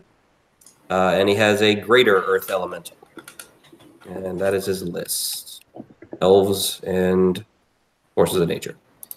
And then over to Thomas's list. Thomas is playing Abyssal Dwarves. He has 2 troops of gargoyles. He has a regiment of Abyssal half-breeds with the Brew of Haste. He has 1, 2, 3, 4 hordes of Abyssal Grotesques. One of them has the Brew of Sharpness, and one has the Potion of Caterpillar, and the other 2 are naked. He has 2 Abyssal Half-Breed Champions. One has the Banner of the Griffin, and he has Basuzu the Vile. So this is a spam shooting versus a spam grotesques spam off. What do you guys think? So I'll tell you right now that this is not the list that George wanted to see across the table. Just got a lot of speed, a lot of hidden power, and definitely not the scenario that George wanted to see either. George has got a list that more or less is a gun line. No, it is. There's no more or less. and on top of that, he's got none of the really faster elements of the list, with the exception of the chariots, I guess, which I don't see surviving very long in this matchup anyways. But, yeah, one Abyssal half-breed is going to make them into paste. Right, so they're dead. And then, I mean, really it's going to come down to, I think, like, I've never seen Thomas play this style of list. I don't know how much he's been practicing it. I don't know if he's been perfecting the style or not, but I really think that this list is going to cause George a lot of trouble in this, especially in this scenario. I think George is in the uphill here, and the elemental formation or ally contingent there, it's cute and all, but I don't know how much it adds to staying power when you get hit by multiple units of grotesques and half-breeds and all that stuff. I mean, I play against this kind of before too, and they just melt right through earth elementals. Not a problem. So I really I think Thomas is got to have the upper hand in this matchup if I'm looking at just army lists. And I think scenario too. I think Jesse may be giving us a demonstration of what he thinks is going to happen here. Jesse, you can go ahead. Go ahead. Oh, no, I'm just reenacting. Like, here's – honestly, I think George is easier with the point and click. But I think if Thomas gets in his grill and George just – it doesn't happen. So George's L's are like, pew, pew, pew. And Thomas is going to be like, I'm the juggernaut, bitch. And he's going to be like, man, fuck those. Oh, God, the L's. He's like, I'm the juggernaut. I'm half-breed. And he's like, oh, shit, I got earth elemental. He's like, I'm the juggernaut. Wham. Dick punch him. And a half-breed may die, 1 or 2, but it's going to be up there because you're going to have them little individual dudes. The nerve's not great, but they're the goddamn juggernaut. They're not going to give a fuck. So I'm going to be like, earth elementals, nobody gives a shit. Like, they're so damn slow. You got one little piddly-ass druid who's going to be like, go ahead, guys, I'm going to surge you. Like that dirty hippie that nobody cares about. Like, have you heard about polluted water? Like, no one gives a shit because by the time the earth elementals get to do anything, it's going to be like, I'm the juggernaut right up in your rear. And he'll be like, boom, and they go turn into gravel, and they're going to die. And then Thomas is going to be like, I'm a champion. Thomas will shit the bed, though, because George will have one chariot over the line. Thomas will forget to get back over the line. Thomas will die. Everything George will have is dead. George will accidentally, like, cross the line for invade, and then Thomas will be like, oh, shit. Now, I think, honestly, depending on terrain, I think Thomas can do it. He plays against Chris. Chris is kind of a dick. Right here. I am surprised. I know Thomas is good for his mortars, so I'm surprised he's not playing them. Yep, I was shocked to see them. Same here. Yeah. With those half-breeds, just gross. I mean, I don't know. I'm not a fan of spamming, but at the same time, if you're going to spam, at least spam something melee. But, yeah. I mean, the gargoyles, the half-breeds, and if George can, fire 3 different things and chariots. So he's got 4 different things that can shoot out. And then the breath weapons. And the problem with these grotesque and these half-breed champions, if they're not dead, they can regen. He's going to be pressing the court real damn hard and turn 2. Thomas's list regens. Literally everything.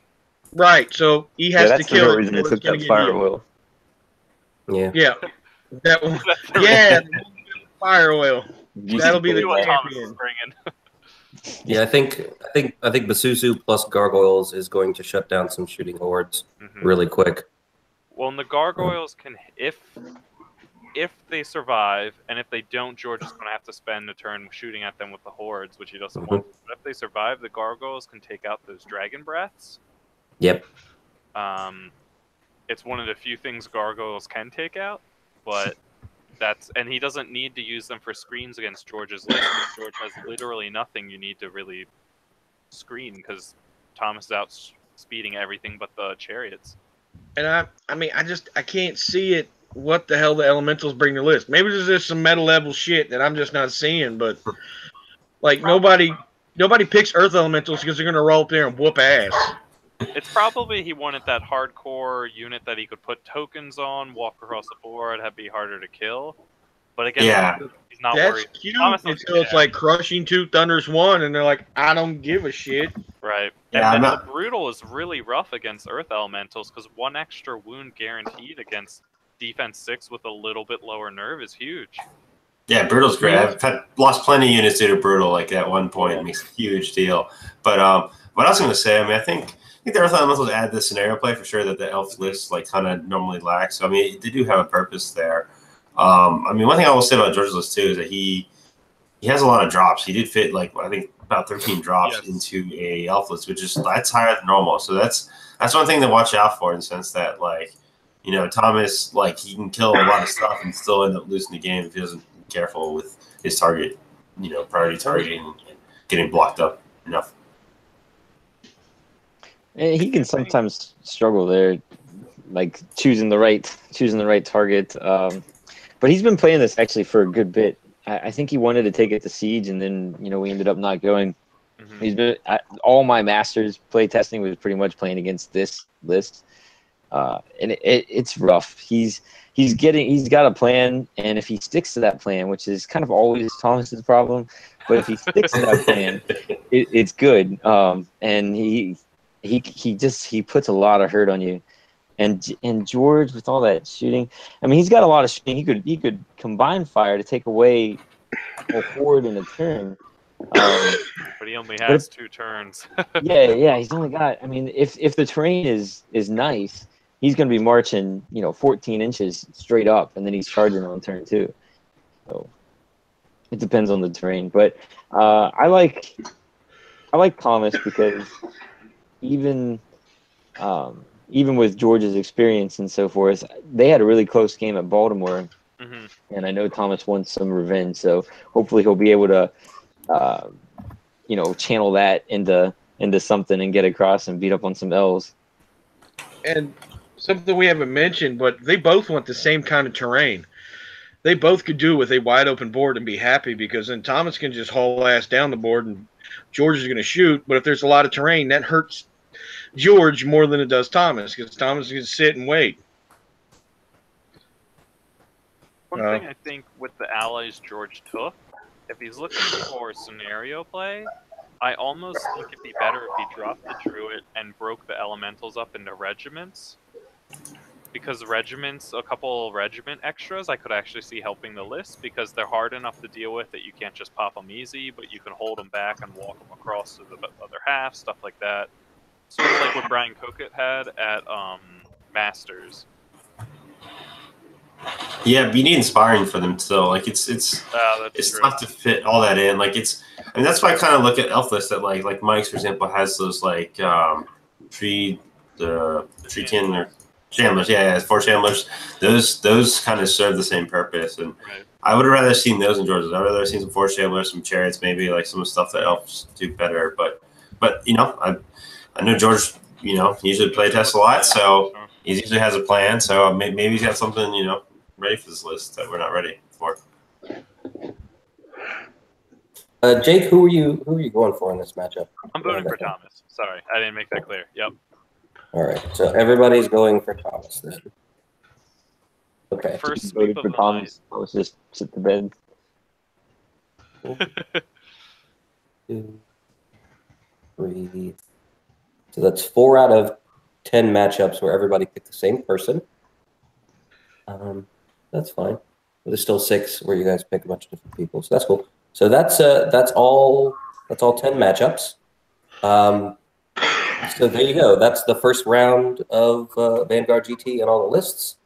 For people who are listening, I will be posting the URL to the Dropbox folder with all the lists in it. If people want to look over other people's lists, they can. It is, of course, coming up this weekend. I'm super excited. People are going to start rolling in on Friday. The whole house is pretty much set. I finished painting the shield today to give away as the first place prize. I got a bunch of cool stuff printed up for people to check out. Before we sign off, do any of you guys want to make any other predictions regarding the tournament, regarding who you like, which having seen all the lists, like, are there any that stand out to you as being particularly good? Like, who do you guys think has a good chance of taking what awards here? I think. Go ahead, Jesse. I'm thinking it's going to be Ray Shields and Sean Moore top table. Fuck you. That was what I was going to say. I was going to say Ray Shields, and I think Sean Moore are topping, being top 5 easy this tournament. No, I'm saying they're on the top table. Well, one of them's going to knock the other one down, on that final match. Nope. I already tell what's going to happen is Sean's going to beat Alex. Canada is going to beat Northeast. And then Joey's going to have to play Sean. Sean's going to beat Joey. Joey's going to be mad. Ray's going to have to play Mike Austin. Mike Austin's just going to be like, fuck it, I'm here to get drunk. So then Ray, how many rounds is it? 4? 5, 6, 12? It's 5. It's 5 rounds, and the first 3 rounds, clubmates can't play each other unless they challenge each other. So Ray can't play Mike Austin, and Joey can't play Sean until round 4. Okay, then that's when that will happen. In round 5, it's going to be Ray versus Sean. Telling you. And where's my magic D20? I got one. I got it. Wait. Damn. I got a lot of dice. Damn. I definitely think Ray and Sean are the 2 people to really look out for. Alex, I don't think is going to be pushing himself as hard as he would into a normal event. I think you're still going to be trying for the win and stuff, but you're not going in with that killer instinct to the same extent. I think Mike Austin is probably going to get drunk that first night. Which takes him out of the running. He may not even show up for day 2. We'll see. He may be on day 1, but then not show up. And then I think, Chris, you're using a little bit of a different list. So I think that's going to throw you off for a game or 2 eventually during the event. Yeah, I've played 1 game since Masters. I'm not really in this. I would expect to see you, Chris, in top 5 at the end of the event, though. I think that's a pretty reasonable expectation. So top 5, I'm going to say Mike Austin, if he doesn't get too drunk, Sean, Ray Shields, Chris Fisher, and Scott Flowers. That's my top 5. Good choice. The one thing I'll say is, speaking of getting drunk, I'll be there, and I'll be bringing a lot of beer. So especially if you're from not in the area, hit me up anytime, and I'll hook you up. So I'll have plenty to go around. Yeah, and I should say that we're having a beer tasting on Saturday evening. So anybody who's coming in, if you got a favorite microbrew from your area where you're from, pick up some of that this week and bring it down with you. And after dinner, we will play some board games and try each other's favorite local beers until we all fall asleep in the snow. Oh yeah. All right, so I'm going to ask you guys a slightly different question now. I'm giving out a Countercharger award as sponsored by the Countercharge podcast. So who do you guys predict will land in the exact middle of the pack? Thomas. You didn't think very long about that. I think Thomas can win several games very big, but then, as we said, he sort of maybe loses focus on his plan halfway through, or plays against someone who counters his list because he takes a lot of the same stuff, and that loses him it. So I think he ends up winning big, losing big, winning big, losing big for that nice medium. Nope, I'm going Chris. Just almost the same reason as you. Chris is going to either win it by a point or lose it by a point. He's just going to coast right in the middle the whole time. I'm actually shooting for middle of the pack. So if I get I'll pick myself. I didn't pick myself earlier. I'll pick myself for Countercharger. I'm going to vote for Sean McCormley making his tournament debut. I think he's gonna end up right in the middle there. I think he's riding the roller coaster all the time, just win loss. So I expect him to be somewhere there in the middle. Cool. Anything else you guys want to throw out? Anything else you guys want to any like off the wall predictions you want to make? Like who's not going to make it to day 2 because they're too hungover? Other than Mike Austin, that's an obvious one. You can't say that. I think Joey's Army stands a very good chance of winning a Player's Choice Award at an event in the upcoming season. I don't know how you're doing paint, Mike. If there's going to be a Player's Choice, but I think Joey, what he's been putting out, is looking really nice. Yeah, good question. So we are doing both paint judging and Player's Choice. So the paint judging is by a paint judge, a friend of mine, who's coming to do the judging, and there'll be an award for that. And Player's Choice will be a straight player vote. You're not allowed to vote for yourself or for anyone in your club. And that's a separate award. And of the top awards, you cannot win the Vanguard Award, Best General, Best Painted, or Best Sportsman. You can only win one of those 4. You can't win 2 of those. But Player's Choice is completely up to the players, so you can win both Best Painted and Player's Choice, or Best Sportsman or Player's Choice, or something like that. Yeah, I'm not sure who's going to win painting this time. Yeah, I think it'll Jason's not here to win Best Sports, so that's what I'm going for. I gotta go, T. I'm trying to look like him, so that's my goal. That'll work. Sports votes. Here, I'll give you the secret to success. What you do is you make the ground rules turn 1. You respect their feelings on their turn, but they have to respect your feelings on your turn. So they roll good. You're like, fuck yeah, man, that was a great roll. Then when it's your turn, you're like, man, fuck you. I hate you. That was a bullshit roll. This is bullshit. And that's fine because you set the ground rules. I believe that's the whole trick of winning sportsman. You're like, oh, shit, man. Like, man, you roll it double once. Man, that fucking sucks, bro. And then when it clicks over to your turn, you're like, haha, bitch, you suck. And they can't get mad because it's your turn, so it's your feelings you have to consider. So it's okay. Pearls of wisdom from the national champion sportsman there. Hey, I also want sportsman of Dead Zone. I'm the sportsman of fantasy and sci-fi. I'm kind Mantic of a needs to just send you a trophy, man. Mantic needs to just. Kyle and I are working on Firefight next. Once I get Firefight, I'll pretty much have everything. So yeah. Well, then Vanguard will be out. So nobody's gonna play that. Like I hate to say it, there's my prediction. No one's gonna play that bullshit. We're all gonna be sitting here like this, going. So when you gonna bring those out in a regiment box? No. Okay, we'll wait. Are you gonna bring those men at arms out as a horde? No? Oh, okay. I'll just keep using my Empire. Thanks. That's fine. Like, oh, those Night Stalkers. Those are nice. When are you going to come out with a box of those? We'll wait. Like, you can use them for Vanguard. You can play the game right. And I'll be like, no, nobody wants to play that shit. In fact, if I want to play Vanguard, I'll play 500 points Kings of War. Like, yay. It's the same thing. But I don't have to have 16 different dice and bullshit-looking card. And this has been Fuck Vanguard. Thanks for listening. Right, we got the real Vanguard. The game. This started to sound like an episode of Unplugged Radio. Somebody's just shitting all over something that hadn't even come out. Well, both our names start with J, so it works.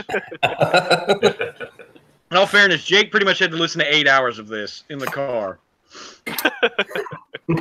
You're both well in tune at this point. All right, so the last prediction I'll ask you guys for is, since Jake is not going to be there, who will be wearing pink pants? Man, I hope it's Tony. I mean, his Eagles won, so he can just... Joey's going to be wearing the brightest clothes, hands down, especially with me not there. Yeah, that's too easy, though. And I will say that the TO does own a pair of pink pants that he has not worn in a long time. He might. Pixar doesn't happen.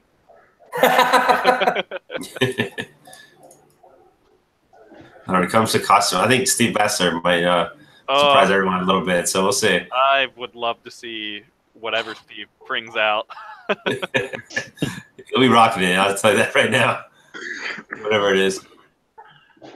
Yeah, I'm pretty sure Ray Shields also has some costuming in mind. You guys have you can see the theme of his list. I'm very excited to hear about Ray's costume as well. Yeah, I'm hoping to get some folks to take pictures. It's too bad. I actually I had a photographer friend of mine lined up, ready to come actually photograph the whole weekend. I had her down when we did the play tests, and she took some pictures while we were play testing. And her work sent her to Australia for this weekend, so she won't be here. So I'm hoping to find somebody else to come and take pictures, so it's not just me in between rounds as the bringer running around trying to take pictures or whatever. But yeah, no, we should. Mark Zuckerberg make an event on Facebook or something. Y'all are bros. Yeah, well, we already have a Facebook event. I mean, if people want to take pictures during their own games and post them to the event, that would be nice. But I'd also like to make sure it's not just all across the table, models and crotch shots, something like that. Some actual faces of people or table from the side. The only reason people look at those pictures is because there's models and sausage in it. If you take away the sausage, there's really no point to keep playing or keep taking pictures. I think those were my specific instructions to her when we were doing the playtest. I was like, every picture is a picture of some models and a guy's junk. Can we? I mean, I like to put mine near halflings. It makes mine look bigger. I hate when I play the ogres. Everybody's like, "Is it cold there?" Like, no, why? It makes me sad. She tells me it's cute. All right, so that's about an hour and 45 minutes. Unless anybody has anything else they want to throw out, I think we could probably end it there. I would like to thank all four of you guys for agreeing to do this and critiquing the list and giving some predictions. I'd like to thank everybody who tuned in to check it out. I hope everybody travels safely coming to Vanguard this weekend or wherever you might be going. If it's some other event in some other region, you don't even live in this one and don't love us at all. In my defense, I wasn't discovered till last year. In the frozen tundra of West Virginia, at the base of the mountain, they found Jesse Cornwell. So anyway, I'm super excited. I've been working on this for a long time. I've been looking forward to it for a long time. I can't wait for everybody to get out here and to watch the action start unfolding and see what happens. So thanks for tuning in, guys. Thanks for showing up and critiquing the lists. Unless anybody's got anything else, we can call it there. Awesome. No, we'll see everyone Friday. Yep. Be a blast. See you all then. All right. Take care, everybody. See you. See you on Friday.